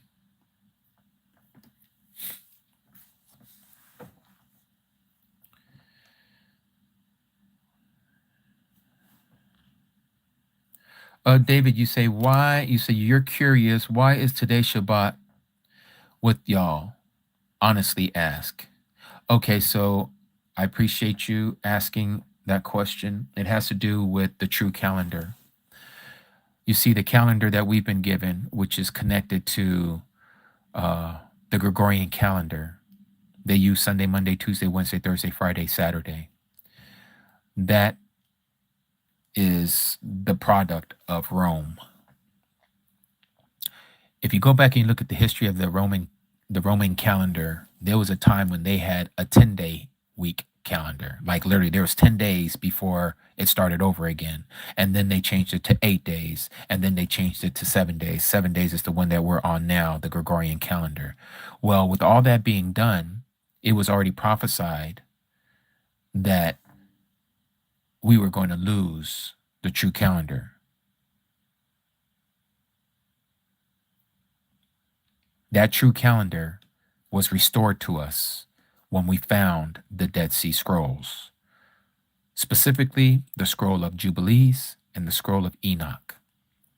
Now, those two books have been around with the Ethiopians for a very long time, but even they have corrupted themselves to where they're keeping a 13-month calendar.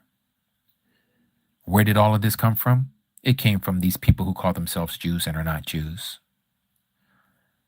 And so you even see some of the other people,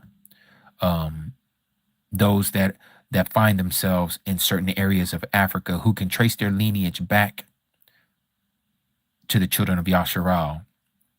They're using the Star of David. They didn't have that. They started using that when they saw these people who call themselves Jews and are not Jews, who started using the Star of Ranfan that they call the Star of David. Well, that same Star of David, the Star of Ranfan, the 6-pointed star, hence the number 6, is the same star that is equated with Saturn. This is why the Sabbath day is connected to Saturn's day. And we know who Saturn is. Saturn is Satan. And so what are they doing from Friday evening to Saturday evening, when a day begins at sunrise and not when the sun goes down? You see, this is exactly what Satan has done. He's perverted the truth. Now, for me to go into this whole spiel of why Saturn's day is not the true Shabbat, it's going to be some hours, my friend. So I will say this. If you stick around, you'll find out with us. We do have a calendar. The calendar is based on Enoch, based on Jubilees, also based on the Dead Sea Scrolls, using a sundial. Our days are to be connected to the sun, not to the moon, but to the sun. And these Jewish people are following what is called the Hillel 2 calendar. This was a calendar that they received, I should say, yes, that they received, the Jewish people, they received it from the true Jews, and the true Jews got it from the Babylonians. So you might be saying, well, who's the true Jews? I know who the Babylonians are, but I probably thought, you're probably saying, well, I thought those people who are Jews are the Jews. No, those people who call themselves Jews are not Jews. They are Europeans. They even call themselves Ashkenazi Jews. Ashkenazi is a bloodline from Gomer. Gomer comes from Japheth. You can read about that in the tables of the nations in Genesis chapter 10. But for the sake of time,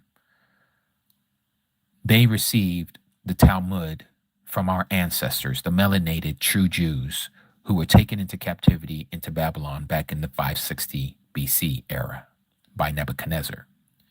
When they returned to Jerusalem by King Xerxes of Media Persia, the Syrian, they brought with them this Babylonian calendar. They started changing all of that. And to make matters worse, Antiochus Epiphanes, who was a Grecian, an Assyrian king, he also made it worse by telling the Jews who would steal, the true Jews, the Yahudim, who knew the true calendar, that they were no longer to keep the Shabbat. And so a war commenced. Antiochus Epiphanes and his army won at that time, and they set up an image to Zeus, and they slaughtered a pig on the altar of Yahuah, desecrating the altar and desecrating the temple.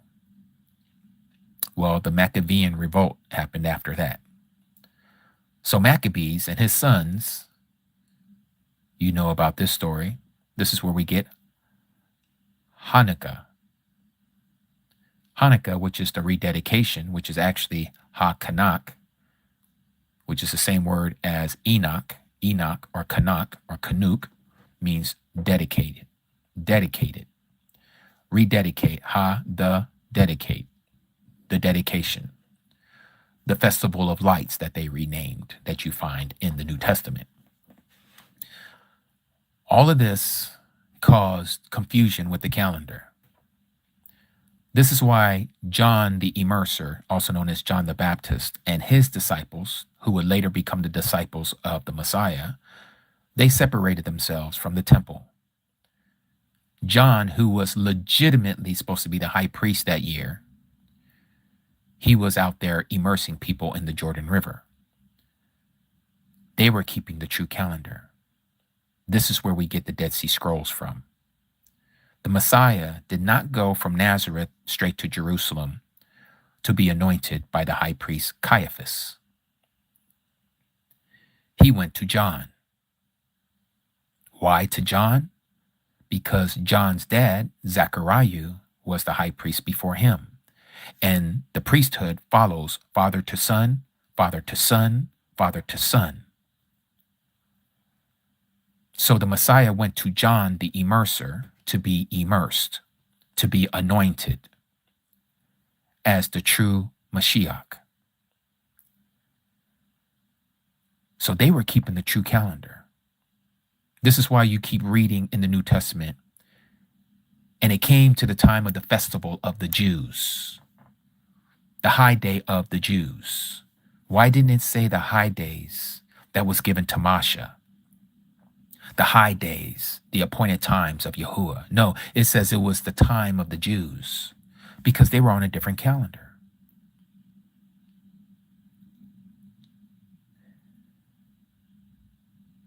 And so here we are, almost 2,000 years later, when this Bedouin shepherd boy, in 1945, one of his sheep ran up into one of these caves west of the Dead Sea. He goes to go after there to scare his sheep out of the cave, so the story goes. He throws a rock in there and he hears something that sounds like pot shards breaking. He walks up in there and he finds a whole bunch of clay jars with stuff stuffed in them.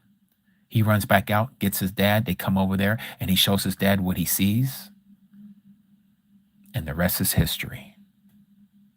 We get copies of the Book of Enoch, copies of the Book of Jubilees, copies of the Copper Scroll, copies of the War and Peace, or not War and Peace, the Scroll of War, of the Sons of Light and the Sons of Darkness, the Scroll of the Giants, every book in the Old Testament except for the Book of Esther. And some people believe it's because it has to do with Ishtar, and that wasn't the real name of Esther. And they named it Esther, which is Ishtar, where we get Ashtoreth, Astarte, Easter, Statue of Liberty. And so now I had to take you through all of that to show you now that we have the true calendar that has been restored. When we read the Dead Sea Scroll, let me show you one passage.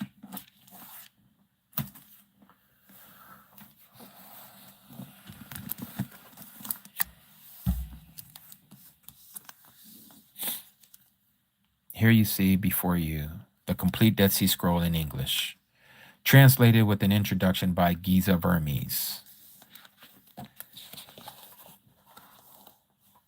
But let me show you what it says here. I have it earmarked. I'm just trying to remember which one it is. Okay. This is fragment number 4Q400. To the master of the song of the Holocaust of the first Sabbath on the 4th of the first month. on the first, or excuse me, on the 4th of the first month. So let me show you this. Now, notice again, it's talking about the first Sabbath. The first Sabbath of the year is on the 4th day of the first month. On the 4th of the first month. Now you have to do some reverse engineering. Here is the first month, Kadash 1. It says the first Sabbath, you see here, Shabbat. Here's the number 4. You can see it faded. So you got 1, 2, 3, and then you have 4. This is the first Sabbath of the year. But what is it connected to? How do we know that the first Sabbath of the year, besides what we read in the Dead Sea Scroll parchment, 4Q400 to be exact, is the 4th day of the first month? If we backtrack, we find out it's connected to the spring equinox. The one day all over the earth where the sun, using a sundial, goes across the sky in a straight line. In a straight line.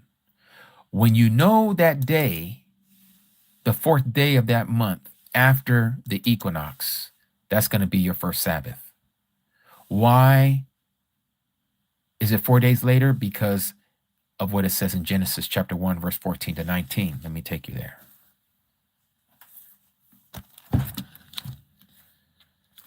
Genesis chapter 1, 14 says this. And Elohim Elohim said, let lights come to be in the expanse of the heavens, to separate the day from the night, and let them be for signs, appointed times, and for days, that's your days of the week, and years. So let me ask you a question, David, and it's rhetorical. The Saturday that people believe is the 7th day. Can you or anyone, any scholar, biblical scholar, anyone who studies even anything, whatever it is, can they equate what they know as the Sabbath that they call Saturday? Can you show me how it's connected to these lights in the sky that tells you that that day is the Sabbath day? Because he says here in verse 14, these lights, they're to be for signs, appointed times, for days and years. And to this very day, David,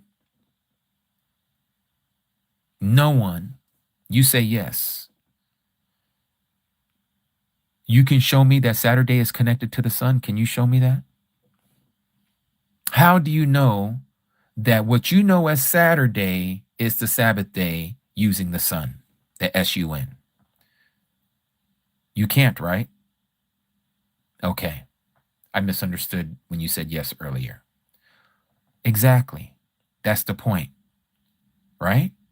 We can't find, Shalom, Aki, Matthew, Aki Swank Swank. We can't find, oh, yes, for somebody else. Okay, thank you for the clarification, David. So we can't find how Saturday that they have called the Sabbath day is connected to the sun. But I can show you through the Dead Sea Scroll, through Jubilees, and through Enoch, that's exactly how we find the Sabbath day. That's exactly how we find the Sabbath day. Let me show you another one.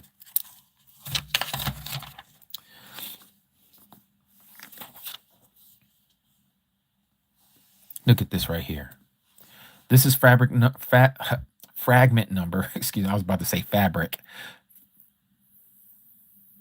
I can't even say it now. I just messed myself up. Fragment. Okay. Fragment number 4Q320. And it says here, on the 4th day in the week, the sons of Gamul, this is the priestly line, is the first month of the first year. Notice that on the first day of the week, on the 4th day of the week, in the first month of the first of the year. So this is telling you the 4th day of the week is the first day of the year. The fourth day of the week is the first day of the year. Why is the fourth day of the week the first day of the year? Because of what we just read in Genesis chapter 1, verse 14. Notice what it says here. I know it's a little big. Let me back it up. And Yahuah Elohim said, let lights come to be in the expanse of the heavens to separate the day and the night, and let them be for signs, appointed times, and for days and years, and let them be for lights in the expanse of the heavens to give light on the earth. And it came to be so. And Yahuah Elohim made two great lights, the greater light to rule the day, we know that as the sun, and the lesser light to rule the night, we know that as the moon, and the stars. Yahuah Elohim set them in the expanse or the firmament of the heavens to give light on the earth, and to rule over the day and over the night, and to separate the light from the darkness. And Yahuah Elohim saw that it was right, and there came to be evening, and there came to be morning, the fourth day. This is why the first day of the year is to land on the fourth day of the week. Because when he set those lights up in the sky, it was spring equinox. He literally started the beginning of the year right here on the fourth day. But you be saying like, wait a minute, but there was 3 more days before that. Why didn't he start the year here? He started the week here, but he started the first day of the year. And so the Dead Sea Scrolls, John being one of the people that was out there in that wilderness, their records are telling us the fourth day of the week is the first day of the month of the year. And so this is how it looks on our calendar. Yaum means day in Hebrew. First day, he created and said, let there be light. Second day, he separated the waters from the waters. Third day, he planted the trees and all the other plants and the herbs. Fourth day, he created the sun, moon, and the stars. For what? For signs and appointed times, and for days and for years. This is why this is the beginning of the year right here. And this is what they understood, and they wrote it down for us to realize and recognize. This is how you're going to find your Sabbath. So, David, I can put you in a cave, which you can't do that with the Gregorian calendar, the calendar that we all follow right now. I cannot put you in a cave and say, David, I'm going to put you in this cave, and you're not going to know how many days you're going to be in there. You might not even know if it's 1 day, 2 days, 3 days, because you're going to be literally light deprivation of light. You won't know if it's daytime or nighttime because you're in a cave. You won't be able to see a sliver of light. Now, let's just say we put you in there for more than 10 days. We roll back the stone and say, David, come forth. David comes forth. David, tell us what day it is. What day of the week is it? You're going to be like, I don't know, man. I've been in there for who knows how long. I don't know when the sun came up and when the sun went down. Well, if you know Yahuah's calendar and how to use a sundial, you will know within 91 days, no more than 91 days, if you know how to read the sundial, no more than 91 days, you'll be back on track. 91 days is a full quarter. That's 3 months, according to Scripture. The book of Enoch, chapter 72, it tells you every season has 91 days, and there's 4 seasons in a year. So if you multiply 91 times 4 for 4 seasons, you come out to 364. That is the exact calendar that we are to count. We are to only have a 364-day calendar count. Even though the sun has a cycle of 365 and a quarter days, but we're to keep a 364-day count on our calendar, because 364 is perfectly divisible by 7. 7 times 52 gives you exactly 364. Yahuah works in numbers. And the only way you can find the true Shabbat is you need to know when is the first day of the year, or when is one of the solstices, or one of the equinoxes. So the equinox and the solstices both happen twice a year. You have the spring equinox and you have the autumn equinox or the fall equinox. You have the summer solstice and you have the winter solstice. Knowing those 4 days, you'll be able to find the Shabbat, because 3 days later is going to be a Shabbat of those 4 signs of the year. That's how precise the sun is. It goes out to run its race, to do its circuit. And this is why we know that our Sabbath right now is on a Sunday, because this past year, which we're almost coming up to the beginning of the year again at spring equinox, this past year, the equinox landed on, I have to backtrack now, Thursday. It landed on a Thursday. So Thursday, Friday, Saturday, Sunday. Okay? This year coming up, this is going to land on a Friday. Spring equinox is going to be on a Friday.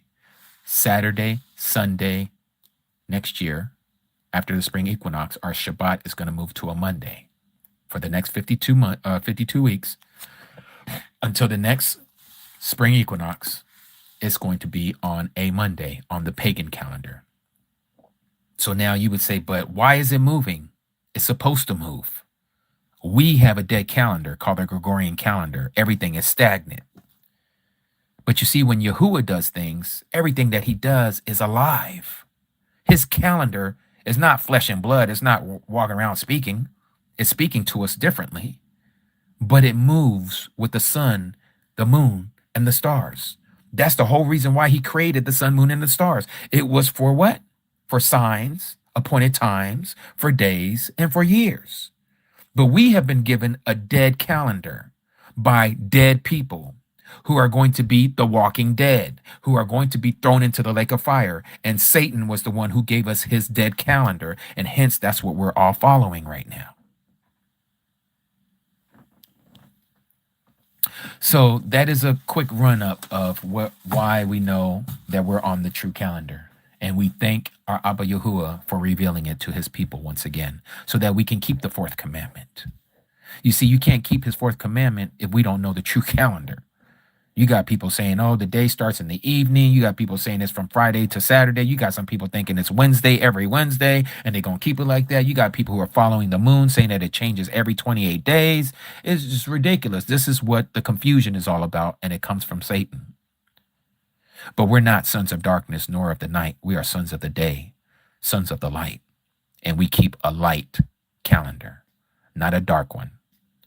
People can call it lunisolar all they want, but they're really following a lunar calendar. Ain't nothing solar about it.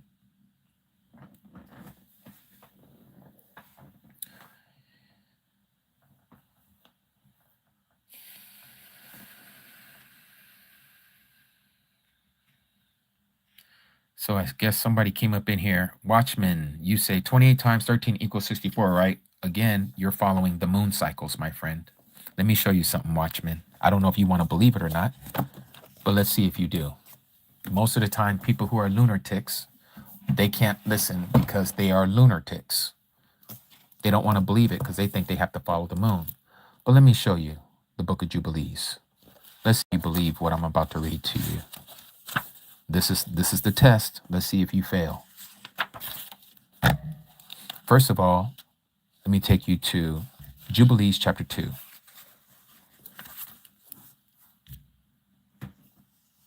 Notice what it says here in Jubilees chapter 2. Verse 8, and on the 4th day, there goes that number 4 again, he created the sun and the moon and the stars, and set them in the firmament of the heaven to give light upon all the earth, and to rule over the day and the night, and divide the light from the darkness. Okay, you see that? Now check this out. And Yahuah appointed the sun, not the moon, not the phases of the moon, the sun to be a great sign on the earth. Notice this, check this out, for days and for Sabbaths. What? Wait, hold on. Let me read that again. Alua Elohim appointed the sun, not the moon, to be a great sign on the earth for days and for years, or excuse me, Sabbaths, and for months, and for feasts, the Moadim, and for years, and for Sabbath of years, or 7-year periods, the Shabuah, the Shemitah years, and jubilees or yobalim, the 50-year periods, and for all the seasons of the years, your spring, your summer, your fall, your winter. He appointed the sun for all these things that are listed here, and one of them being the Shabbat, and another one being your months.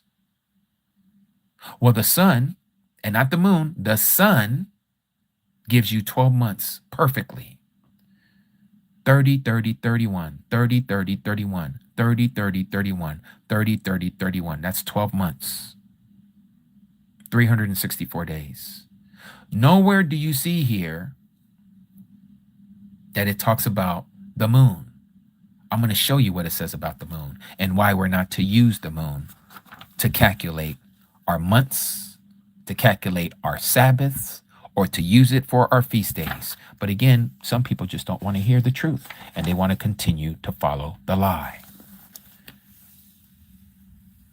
Notice what it says here, chapter 6, starting at verse 36, and we're going to read it down to the bottom of the chapter. For there will be those who will surely make observations of the moon, how it disturbs the seasons and comes in from year to year, 10 days too soon. For this reason, what reason? For making observations of the moon. The years will come upon them when they will disturb the order and make an abominable day, the day of testimony, and an unclean day, a feast day. And they will confound all the days. They will confuse all the days, the set apart with the unclean and the unclean with the set apart. For they will go wrong as to the months. Why? Because they're making observations of the moon. They will go wrong as to the Sabbaths. Why? Again, because they're making observations of the moon. They were going wrong as to the feast days. Why? Again, because they're making observations of the moon. They'll go wrong as to the jubilees because they're making observations of the moon. For this reason, because they're making observations of the moon, I command and testify to you, Moses, that you may testify to them, the children of Yasharah. For after your death, Moses, the children of Israel will disturb them, so they will not make the year 364 days only. And for this reason, they will go wrong as to the new months, not moons. Even this translator messed up and put the word moons there. It should say months. Rosh Kadash. It doesn't say Rosh Yurak. Rosh Yurak would be new moon. Rosh Kadash means new months. They would go wrong as to the seasons. They would go wrong as to the Sabbaths. They would go wrong as to the festival days, the Moadim, the appointed times. And they will eat all kinds of blood with all kinds of flesh. So then, watchmen. Yeah, you see that, right? Again, are you going to believe what you're reading here? Or are you going to say no? Let me show you another witness. Let's go to the book of Enoch. Talks about this 364-day calendar in the book of Enoch too. Look at this beautiful thing right here. Chapter 72. 72, the astronomical book, right? Notice what it says here in verse 4. And first there goes out this great luminary named the sun, and his circumference is like the circumference of the heaven, and he is quite filled with illuminating and heating fire.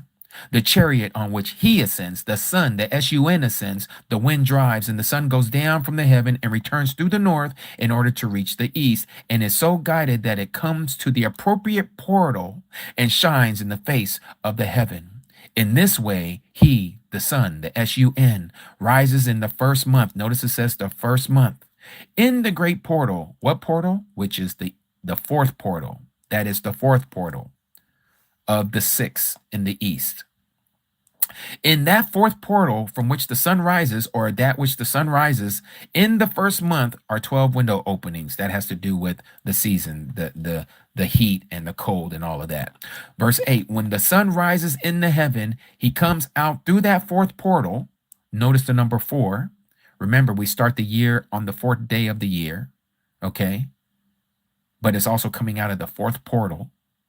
It's also the fourth commandment. Remember the Sabbath and to keep it set apart. He didn't make it the third commandment. He didn't make it the fifth commandment. He made it the fourth commandment for a reason.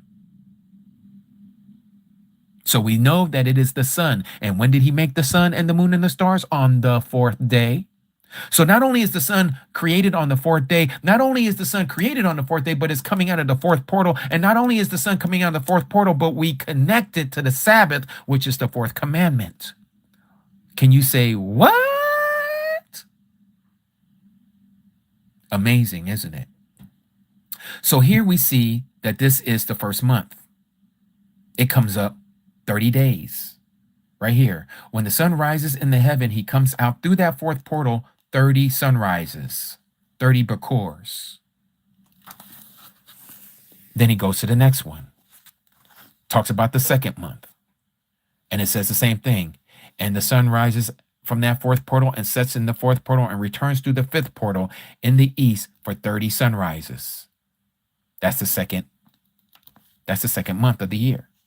And then it says, and it returns to the east and enters into the sixth portal and rises and sets in the sixth portal, 31 days on account of its sign. What's this 31st day on account of its sign? It's called the summer solstice.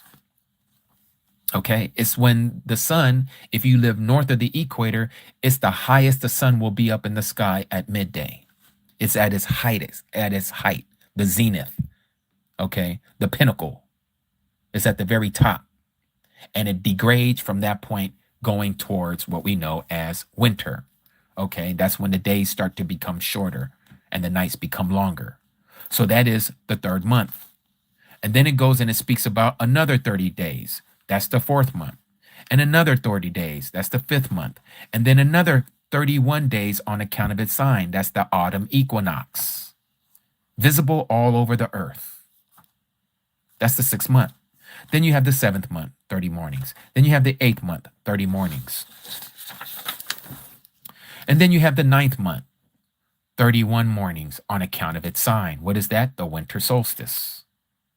Then you have the 10th month, 30 mornings. 11th month, 30 mornings. Then you have, again, the very last month, the 12th month, 31 mornings on account of its sign. It's the spring equinox. It starts all over again. So you see there's no 13 months. There's only 12. Yeah, makes you think, right, Watchmen? That's what I did when I first came into this. I was like, what? Here I am following the phases of the moon, but I have you to question yourself and myself and even the scriptures. Do you ever recall, Watchmen, reading anywhere, Genesis to Revelation, or any of the apocryphas, about a 13th month? Do you ever recalling seeing someone saying, oh, the new moon has been sighted. It's the beginning of a new month. Anywhere from Genesis to Revelation? Nope. You're not going to find it. What we have inherited, Watchmen, is the teachings of the Babylonians. The Babylonians were under a lunar calendar. They have 13 months. They follow the phases of the moon every 7 days, times 4, making it 28.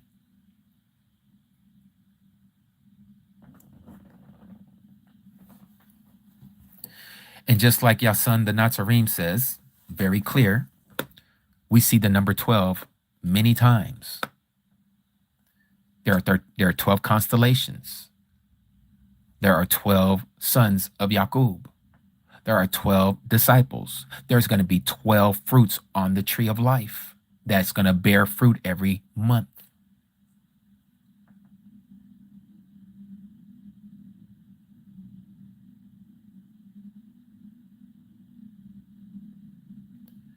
So again, either we believe what we're reading in these books that have been saved in these caves for our posterity, which is another witness to the Ethiopian Bible, because they've had Enoch and the Book of Jubilees for centuries. It was the Roman Catholic Church, the Western Church, that hid the truth from us because they wanted to control time. They wanted to control the calendar. They wanted to give us their Greco-Roman calendar, and that's what the world is following. And so Yahuah gave us over to the Gentiles to learn their way.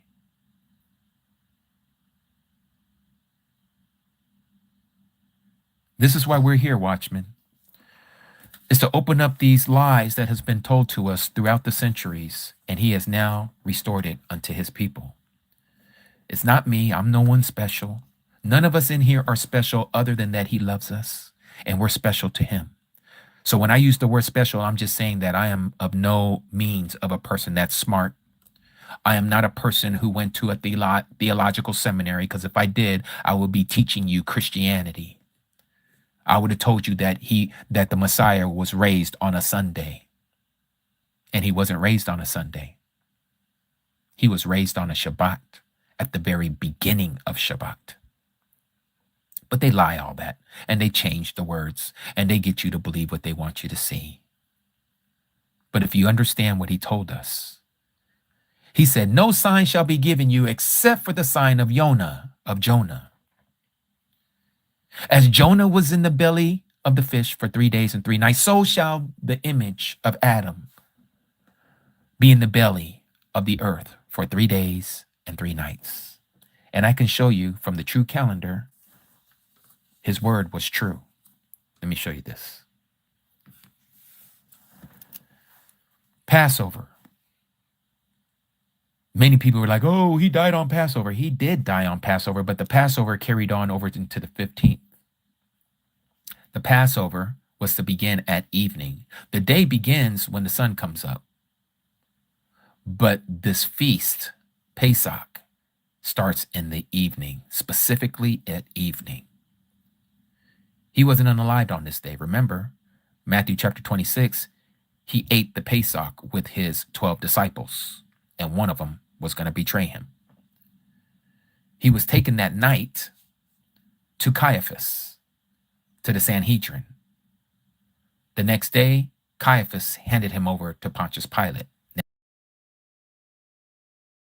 Now it's daytime. This is when he was getting stripped. They were whipping him, ripping out his beard, and then they unalived him around 12 noon, thereabouts. He gave up his spirit at 3 p.m. The first night in the grave. Second night in the grave. Third night in the grave. Now let's back up. He said 3 days and 3 nights, right? Remember, he was put on the tree here. We're not counting this day. First day in the grave. Second day in the grave. And he said on the third day he would rise again. This would be that third day. Shabbat. Not no Good Friday, and then Saturday that they call the fake Shabbat, and then Sunday. He raised on Sunday. That's not even full 3 days and full 3 nights. He told us 3 days and 3 nights, just like Jonah was in the belly of the fish for 3 days and 3 nights. But Christians and Christianity, they don't want to see it. They want to believe what the Roman Catholic Mother Church gave them about good old Friday and Saturday, thinking that that is the true Sabbath, and he slept and rested on the Sabbath and came back awoke on the first day of the week. What gibberish is this? That's all Roman. That's all Roman.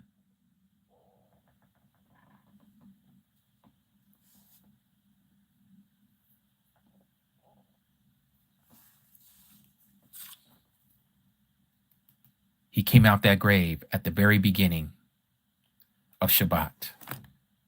This is why when the Marys came, as it was still dark, and as the Sabbath was coming to a close, his body was already out of there. They got there while it was still Sabbath, and his body wasn't there. Let me show you. Matthew chapter 28. Notice what it says here.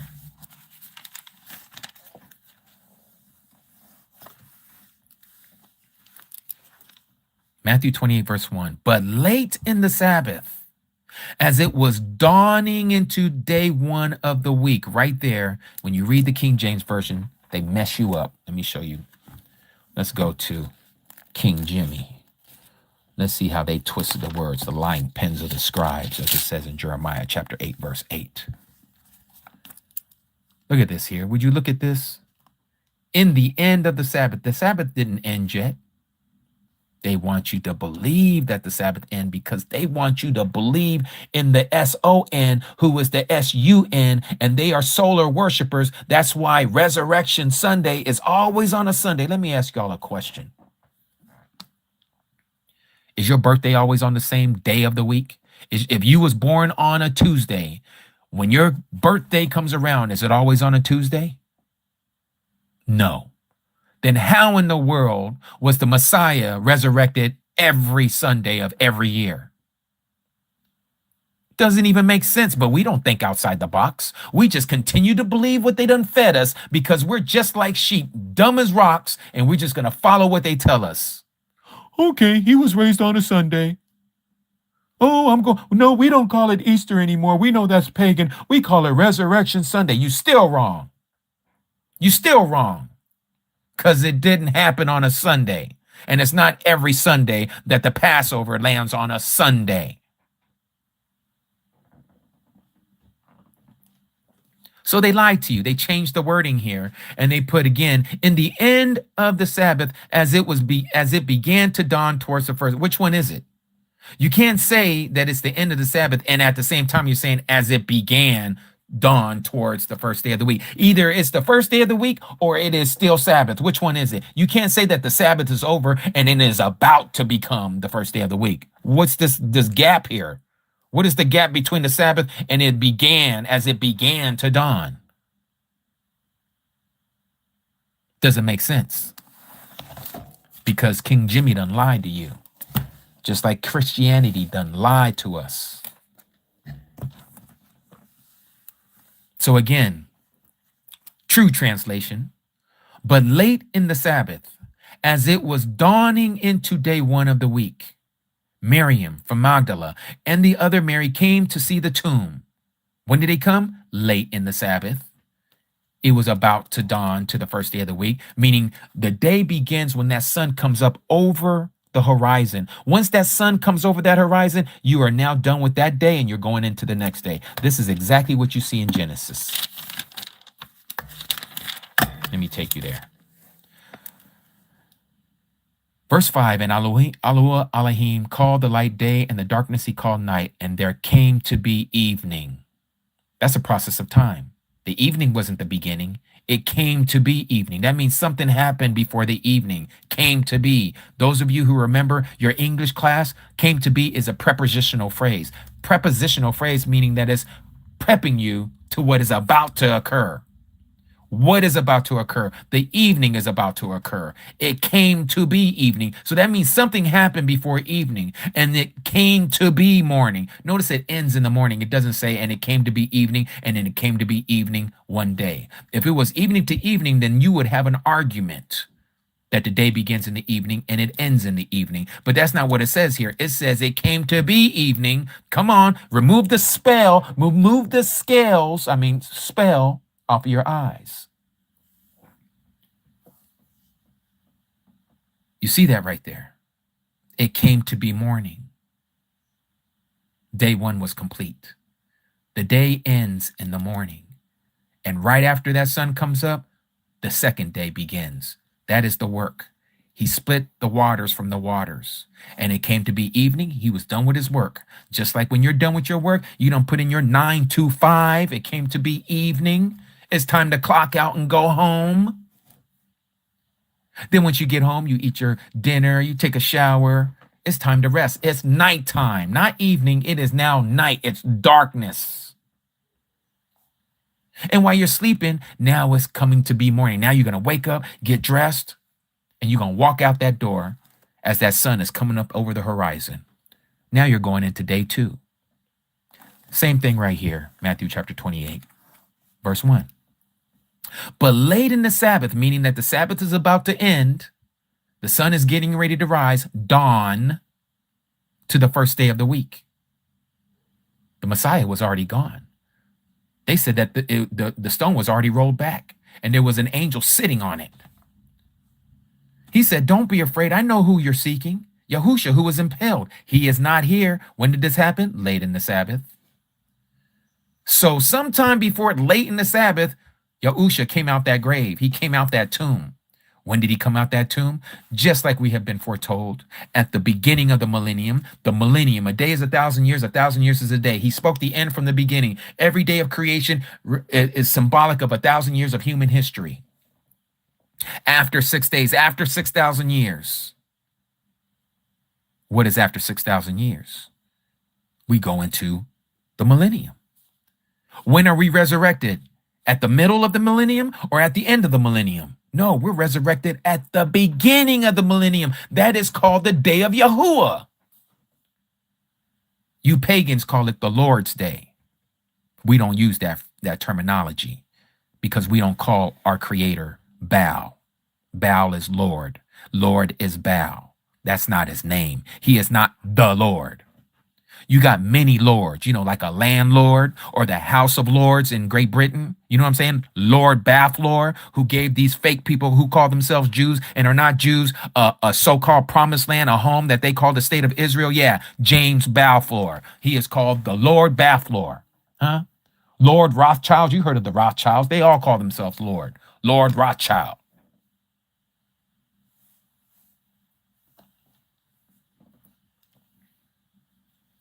So here it is, right in our face. He was resurrected at the beginning.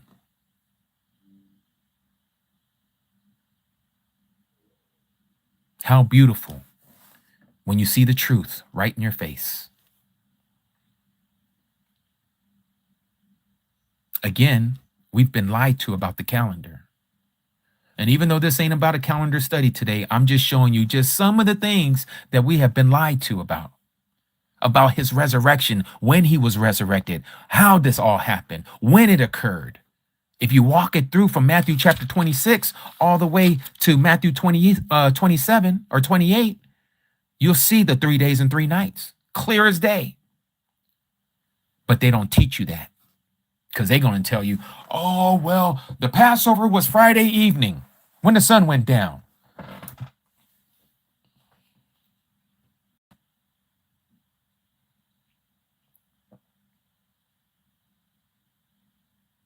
This is the problem with a lot of us. Some of us don't want to see it. But those who want to see it, he'll open up the eyes of your understanding. It's not for everyone. I say this time and time again, every week in and week out.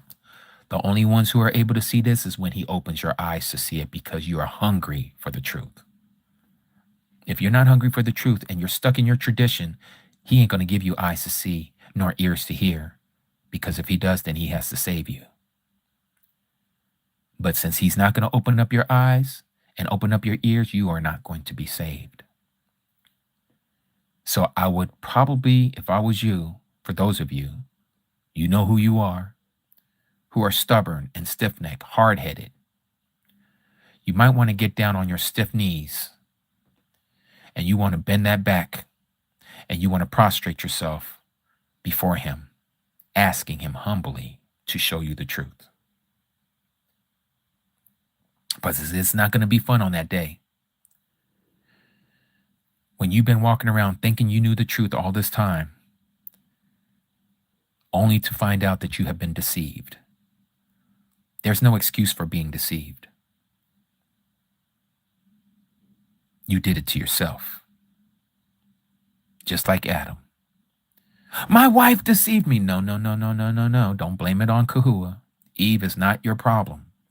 Your problem is with my instructions. I gave it to you, Adam. I told you not to eat from this tree, Adam. So don't tell me your wife deceived you. You deceived yourself.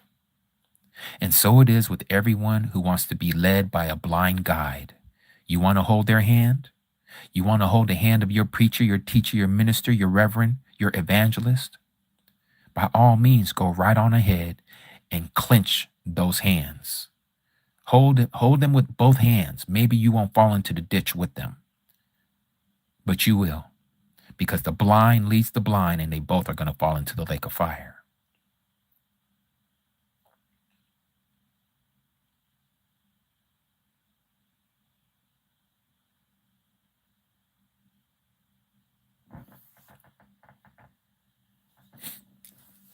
All of these things are happening with this one generation.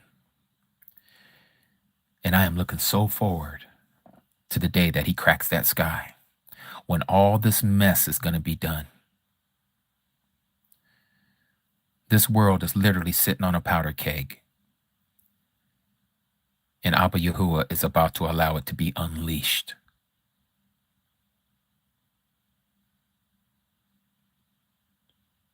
We need to be careful. We need to be very careful.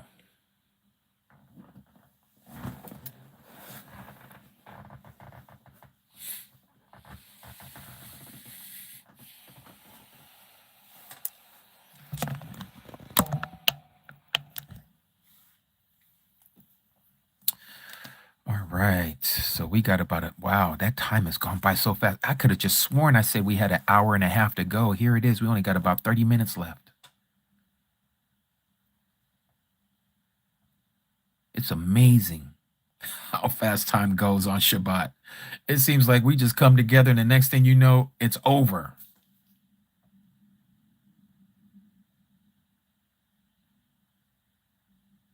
Yes, Treese. Time be flying. It literally be flying. Okay, somebody had a question about the steak. Okay, what was the question? I'm sorry, I missed it. What is the question? Yes, it is, JSO. It goes by so fast when we're learning the truth. Can't get enough of it. We can eat steak, no pig. Okay, Aki Kane. Where there will be a repeat of this gathering. Will there be a repeat of this gathering? Akudi Lupe, great to see you. Shabbat Shalom to you, Akudi. Can you explain yourself? What do you mean by a repeat of this gathering?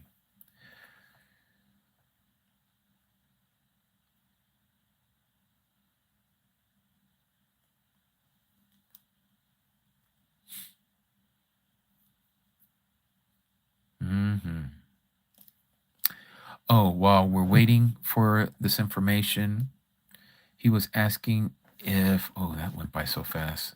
He was asking if it was a hue tree. I tried explaining it wasn't a cross. Yeah, it wasn't a cross. It was a stake, a log, a straight up and down piece of timber.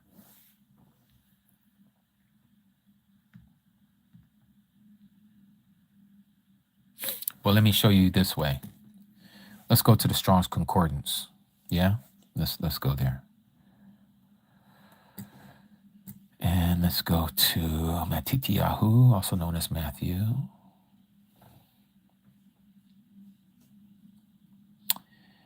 And we're going to go to 27.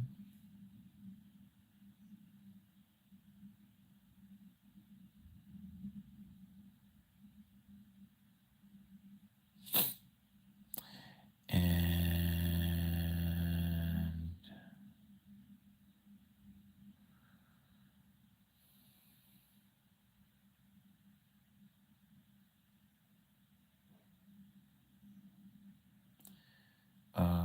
let me see here. I'm trying to find here. Oh, let me just put it in the search engine. Give me a second here, you guys. So the word for cross comes from a Greek, okay, because we're dealing with the New Testament where they didn't give us any of the translations from the Hebrew, but they gave us Greek, and even in the Greek, it doesn't say cross, okay? That was given to us by the Catholics. So let me take you here. All right. Matthew chapter 10, verse 38. Yeah.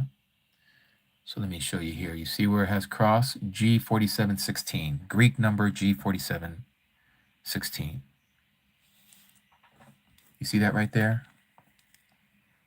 Staros is where we get the word stake or post. Okay. It's set upright. That is specifically a pole.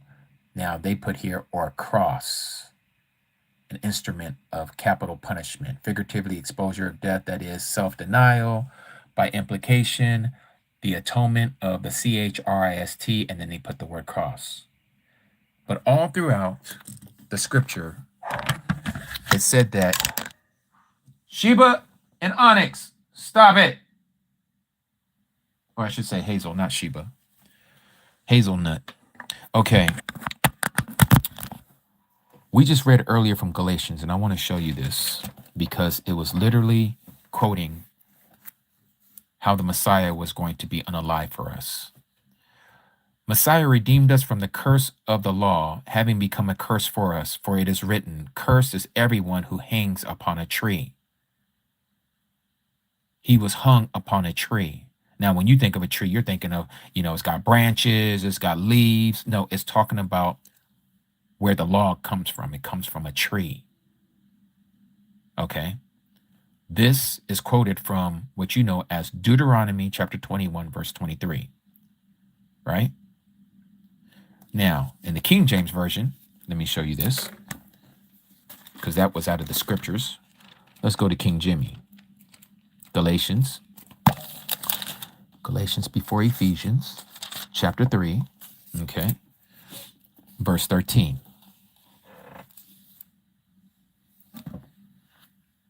Will you look at this?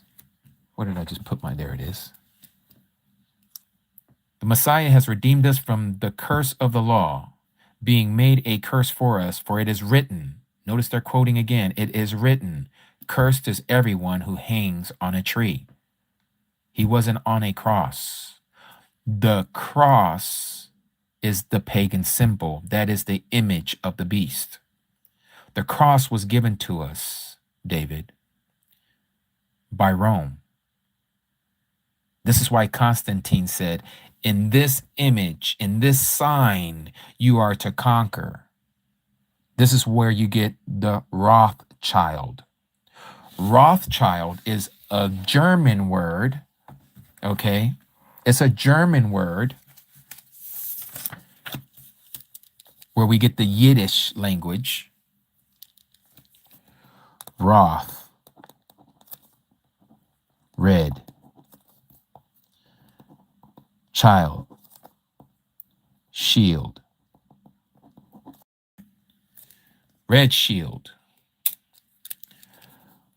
This is what the Crusaders was using to conquer and to conquer.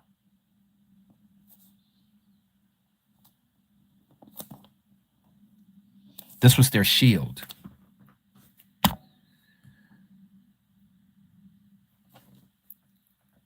The red shield, Rothschild. This is why, if you ever see a Swiss Army knife or any watches that were made in Switzerland, this is what you see, a red shield. This is why Switzerland was a neutral country where they had all the Swiss banks. And on both sides of Switzerland, south of Switzerland is Italy, north of Switzerland is Austria and Germany. World War I and World War II was going all around Switzerland, but nothing was being touched in Switzerland. I wonder why. Because that was the home of the Rothschilds. It was where all their banks were. This is why everybody would put their money in Swiss bank accounts.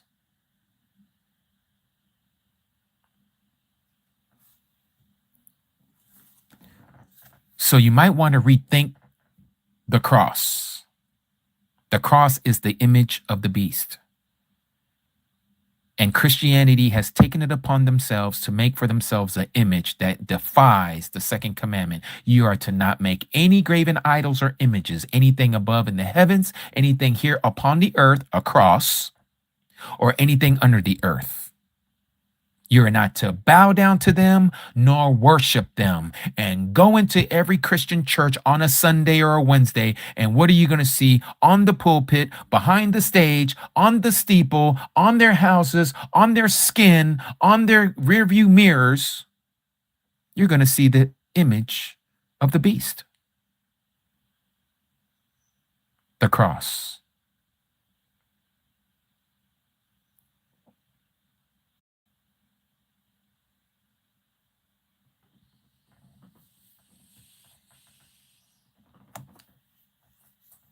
These people are evil and wicked. And these people don't want you to know the truth. They want you to stay in your slumber, your sleep, where you are not awake. The whole time you're looking for the beast system to come in its image, and it's been in front of us for almost 2,000 years. They changed up all the teachings. They changed up everything that we were not to do. They made us do it. Oh, you don't have to worry about the Sabbath. Here's the Sabbath now. It's Sunday, the day of the sun, the invincible sun, Sol Invictus.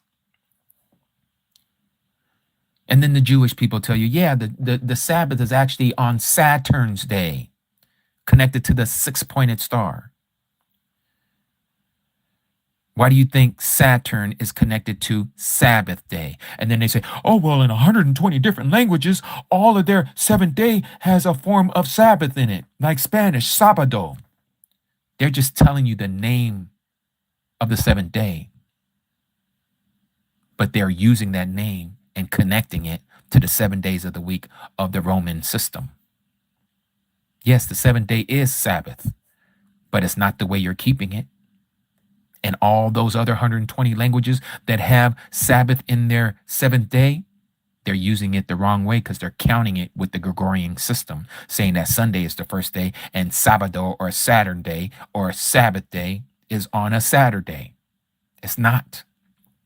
If you know the true calendar and how it is connected to the sun, the sun, you'll know that every seventh day, as we've been told by the Roman Catholic Church, is not the Sabbath day. Satan has hidden layers of the truth with layers of lies. Just when you think you've peeled that one skin layer of that onion and you're like, aha, I done found the truth. Nope, you got to pull that skin off too. And you're like, aha, I done found it. Nope, you got to peel that one off too. Satan he done got a whole bunch of different lies upon lies upon lies, and you got to go through all of it to get to the truth.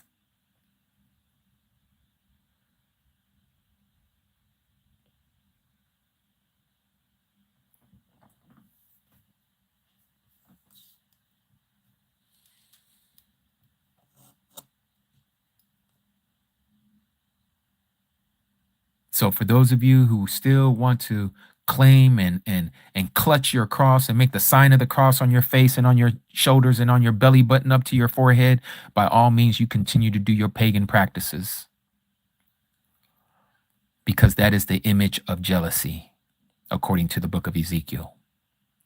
And Yahuah, you're causing him to jealousy by giving him an image that he already gave you an image of himself. This is why he says you are not to make for yourself any graven idols or images. Why? Because I gave you an image of myself. I came in the flesh of myself. You don't make an image of me. You don't know what I look like.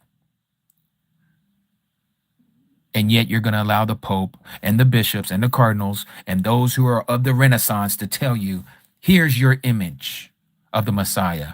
Here's the Shroud of Turin. Look, you see the elongated nose, you see the long hair, you can see the blood spikes on his forehead. Yeah, this is your Jesus. And many of you believe it because you are not walking by faith, you're walking by sight. You're looking at the cross and you don't even want to see how far back the history of the cross goes. Do you know how far back the history of the cross goes? It goes all the way back to Tammuz. That's where it comes from. It comes from the first letter in his name, the letter T. Why do you think the T is in the shape of a cross?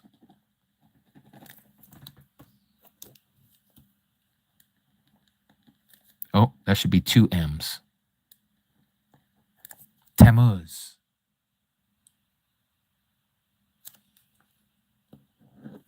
They're crying over Tammuz. That's what your whole Lent season is. Your 40 days of Lent has to do with crying over Tammuz.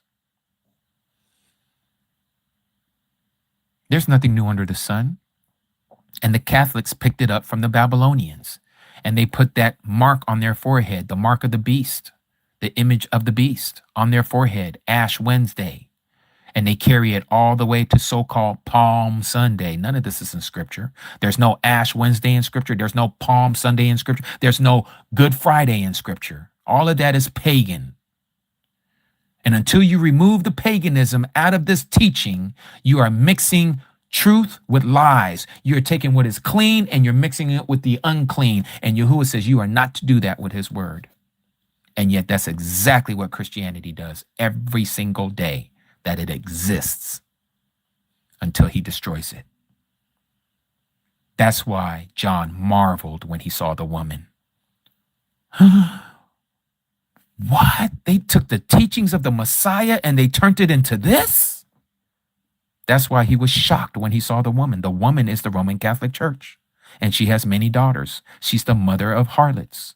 That is the Protestant denominations. They've all been taught the Jesus Christ imagery with the cross, with Sunday worship, breaking the commandments, telling them that the commandments have been done away with,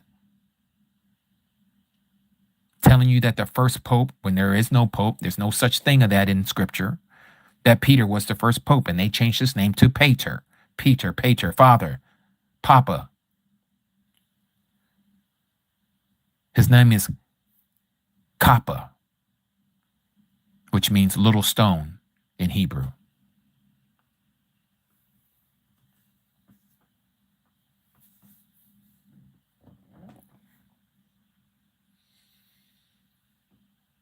And so they lied to us about who the people are of the book, told us that it's these curly locks who are from Europe.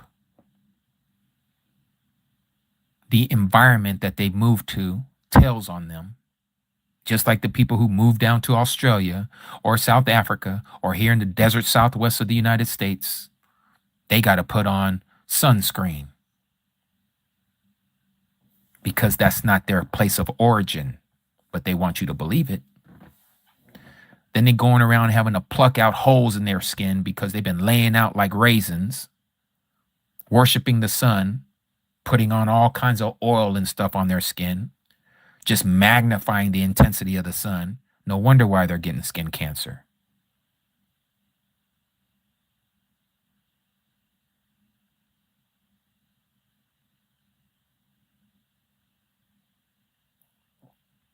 So again, even the environment tells on them. But you can't tell this to people who don't know this truth. They believe what Hollywood has depicted all the people to look like. You know, like, what's the guy's name? Charleston Heston playing Moses. Got everybody believing that the Egyptians were white, even though you can look at it on all the hieroglyphics that they're dark, melanated people. They are of Ham after all, and everybody believes that the Hamites are dark. They want to call it the curse of Ham when they look at those of us that are dark and say, yeah, you got the curse of Ham on you. That's why y'all became slaves. That's not what the book says. We became slaves because of disobedience. The children of Shem were also melanated. The only ones who weren't melanated were the Yaphites.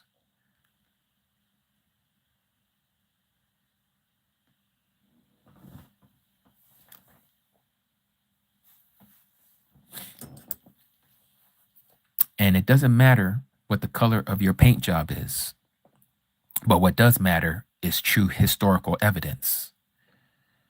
These people have gone so far to hide the imagery of the people of the book. Just like it says in Psalm chapter 83, that they were going to erase us from off the face of the earth. There is a conspiracy amongst those who are in power, the Rothschilds, who call themselves Jews and are not. The same ones who run everything in the Western societies, from your politics to your sports to your Hollywood to your financial sectors to your AI technology, you name it, they're at the top. The same people who say that, oh, we were part of the Holocaust and 6 million of us got unalived. And if you question the narrative, oh, you're an anti-Semite. And they're not even Shemites. They're Japhites. And 6 million of them did not go into no big old gas chamber. But you can't tell these people that because they want you to be, ooh, the Jewish people almost got exterminated. Well, then you tell me how is it that they, from 1948, World War II, to 2026, running everything on this earth. You know why? Because they've been running it for thousands of years. Satan has given them the power. They are the followers of Satan, and Satan can give them the kingdom to whomever he chooses, and he chose that bloodline.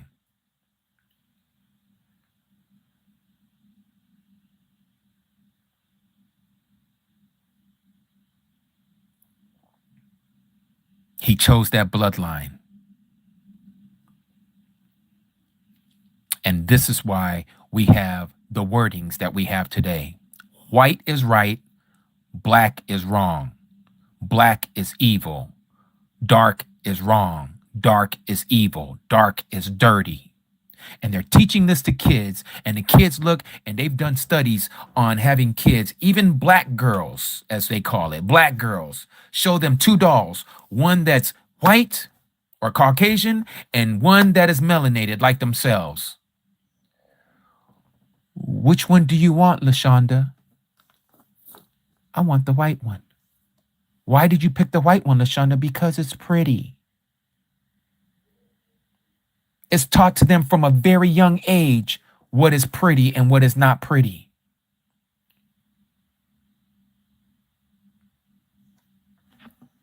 You can look it up for yourself. Look it up on YouTube. You'll see it.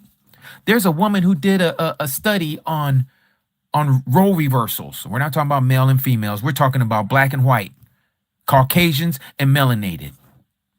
I can't remember this lady's name, but she said, okay, raise of hands. How many of you today wish to be black and African American?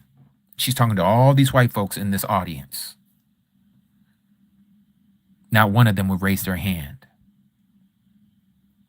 And this woman said, you know why you didn't raise your hand? Because you know what they had to go through. You don't want to be associated with them. And it's true.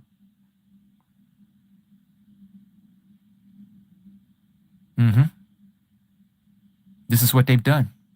It even says in the book, I'm going to show you. I'd rather show you than tell you. I think it's in Ezekiel. It talks about how they whitewashed everything. Let me show you this.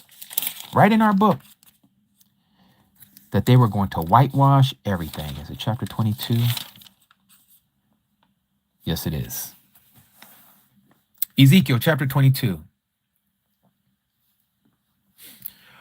Verse 27, and her leaders in her midst are like wolves tearing the prey, to shed blood, to destroy lives, and get greedy gain. This is talking about Yashra'al, melanated Yashra'al. Her prophets, that is of Yashra'al, have coated them with whitewash, seeing a false vision, divining a lie for them, saying, thus said the Master Yahuwah, when Yahuwah had not spoken. Our own people sold us out to whitewashing. They changed everything.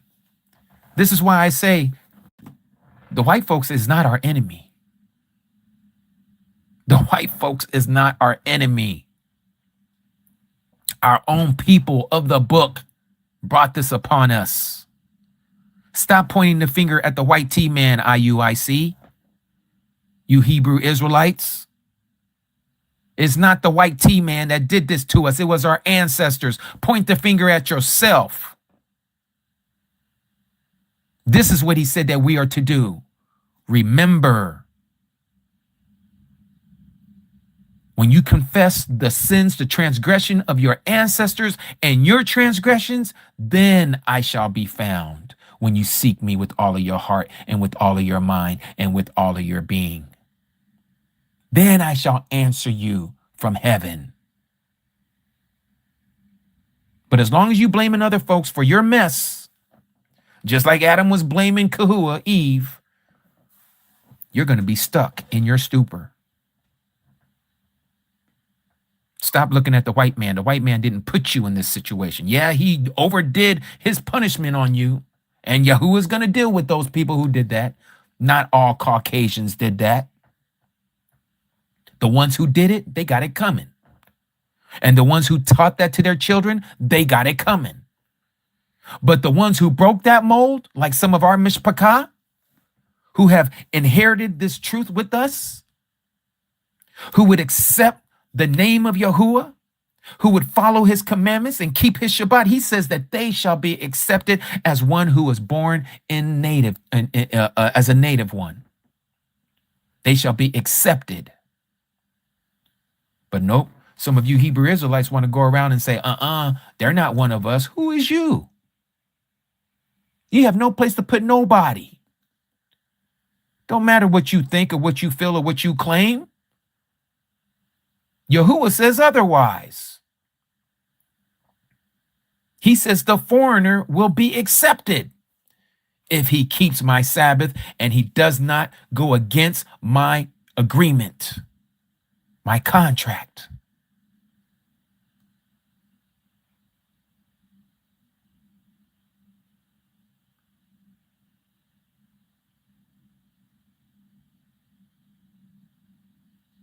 But too many of you all are just stuck in skin color, paint jobs.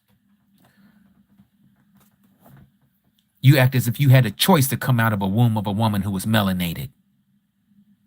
You ain't got no choice. You have no power, no strength, no choice in the matter. What you do have a choice is if you're going to be obedient or not to his word.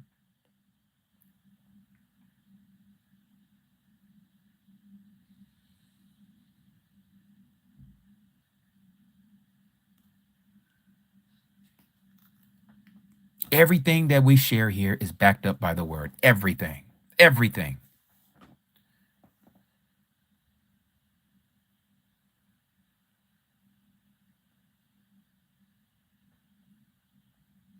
Wow, how the time has flown by.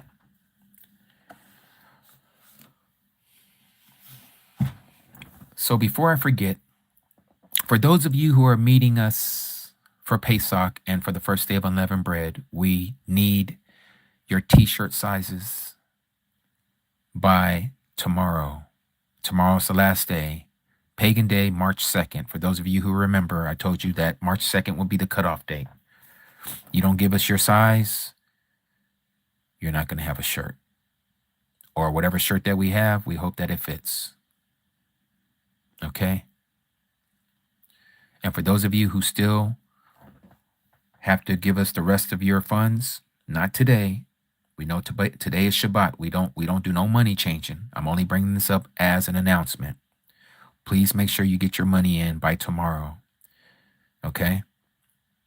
We are now locked in to those Airbnbs. We cannot get a refund as of tomorrow. We are locked in. They might give us a partial, but we are literally locked in. Okay?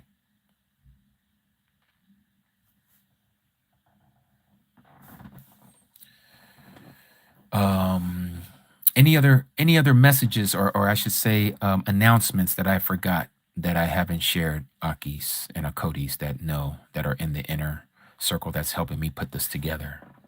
If I forgot anything, please bring it up in the comments now. MJ Hubbard, great question. Is AI of Shaitan or is it being influenced? Both. Shaitan has created this image to cause it to both speak and cause all that would not worship the beast to be unalived. This is how they are going to keep track of every man, woman, and child, free and slave, rich and poor. There's nobody that's manning the computers. It is all AI technology that will say, this person did this person did that, this person didn't do this person didn't do that. And that image is going to be given power. That anyone who doesn't worship that image is going to be taken out. We see the same thing that's happening now, like we've been talking about with the cross. The Spanish and the Italian and the Portuguese, as we would just call it, the Catholic Inquisition. If you did not submit to the crown of the cross of the Pope from the Vatican City, and you did not give your allegiance to the Pope, and you defied the papacy, they took you out. This is what it talks about in Revelation 17. She was drunk by the blood of the saints. And it's still happening to this very day. Nothing changed, because that is the last empire. We are still under Roman occupation. It is the last kingdom until Yahuah cracks that sky. This is the fourth beast of the book of Daniel, the one that is. It has been since the days of our Mashiach.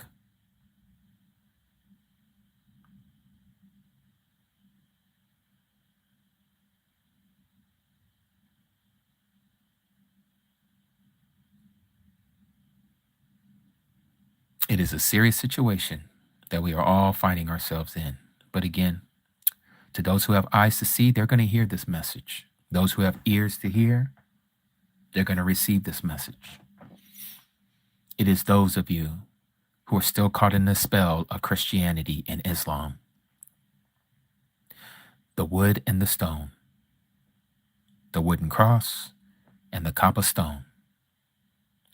You guys are in trouble. You guys are in some serious trouble unless you come out of her. And this is why you're getting ready to see what the Great Tribulation is all about. Satan has done a number on the world. The largest religion on the earth has been telling everyone it's the narrow way to everlasting life. The passages of the New Testament speaks against Christianity. He says there are few who shall find the way that leads to life. But here it is, the largest religion is the many, and has people thinking that it is going to take them to the narrow gate when they are the broad way, the wide way. This is why you have all these people, the Beyoncés and the Jay-Z's and the Kanye West, Marilyn Manson, football players, basketball players. They all profess, politicians alike, I'm a Christian. Gays and lesbians, all of them, all professing Jesus. Jesus, he gets us. Yes, he does get you. That is not the Messiah. That's your worldly false Messiah. That is the false Messiah.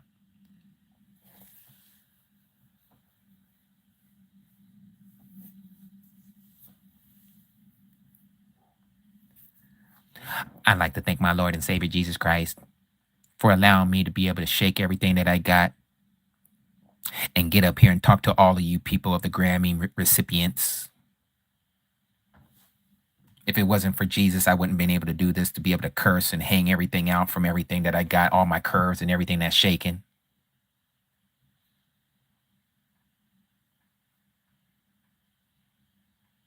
Blasphemy. Straight up blasphemy.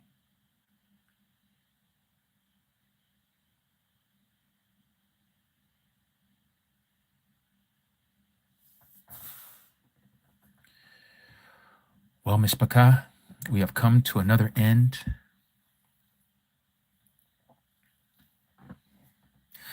Cody Lauren, I think you know that answer to yourself. I don't think I need to say yes to that question or no to that question.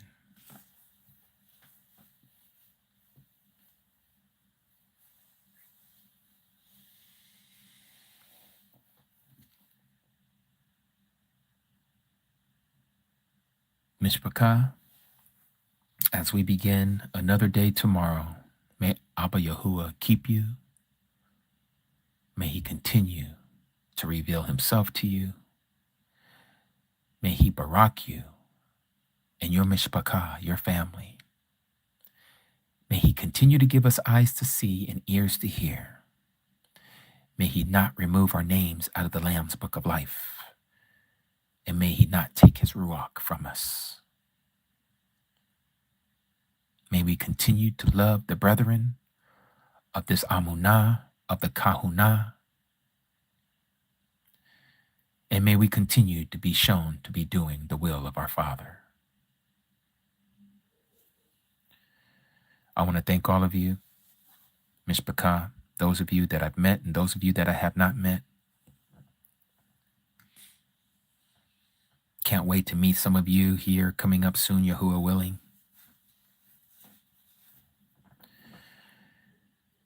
And remember, Mishpachah, may we continue to palal for one another. Let us keep each other in palal.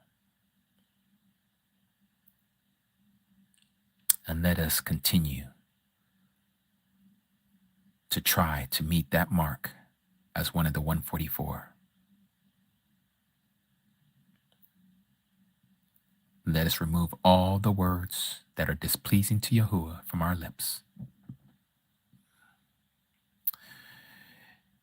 May we continue to walk in his ways and not after the dictates of our heart.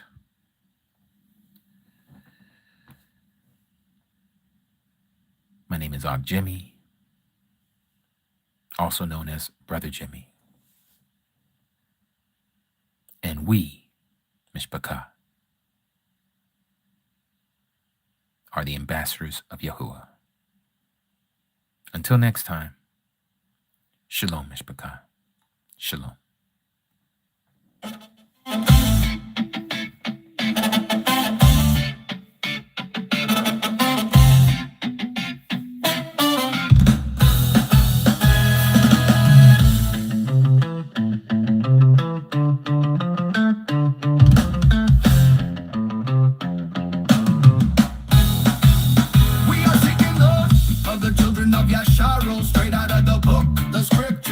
Sharper than fishing hooks, snagging souls, taking tolls, leaving devils shook.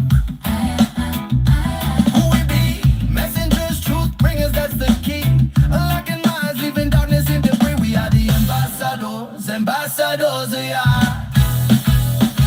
We are the ambassadors, ambassadors, yeah. Spreading love from near to far. We are the ambassadors, ambassadors, yeah. Listen close, hear us, yeah. We are the ambassadors, ambassadors, yeah. Spreading love from near to far. We are the ambassadors, ambassadors, yeah. Listen close, hear us, yeah. Verses be thumping, shofars be blowing, beat be steady. Word power every hour, truth already. Planted deep secrets, keep fools unsteady. We elevate till your fate be ready. No compromise. Open your eyes, see the light. Walk tall, stand strong.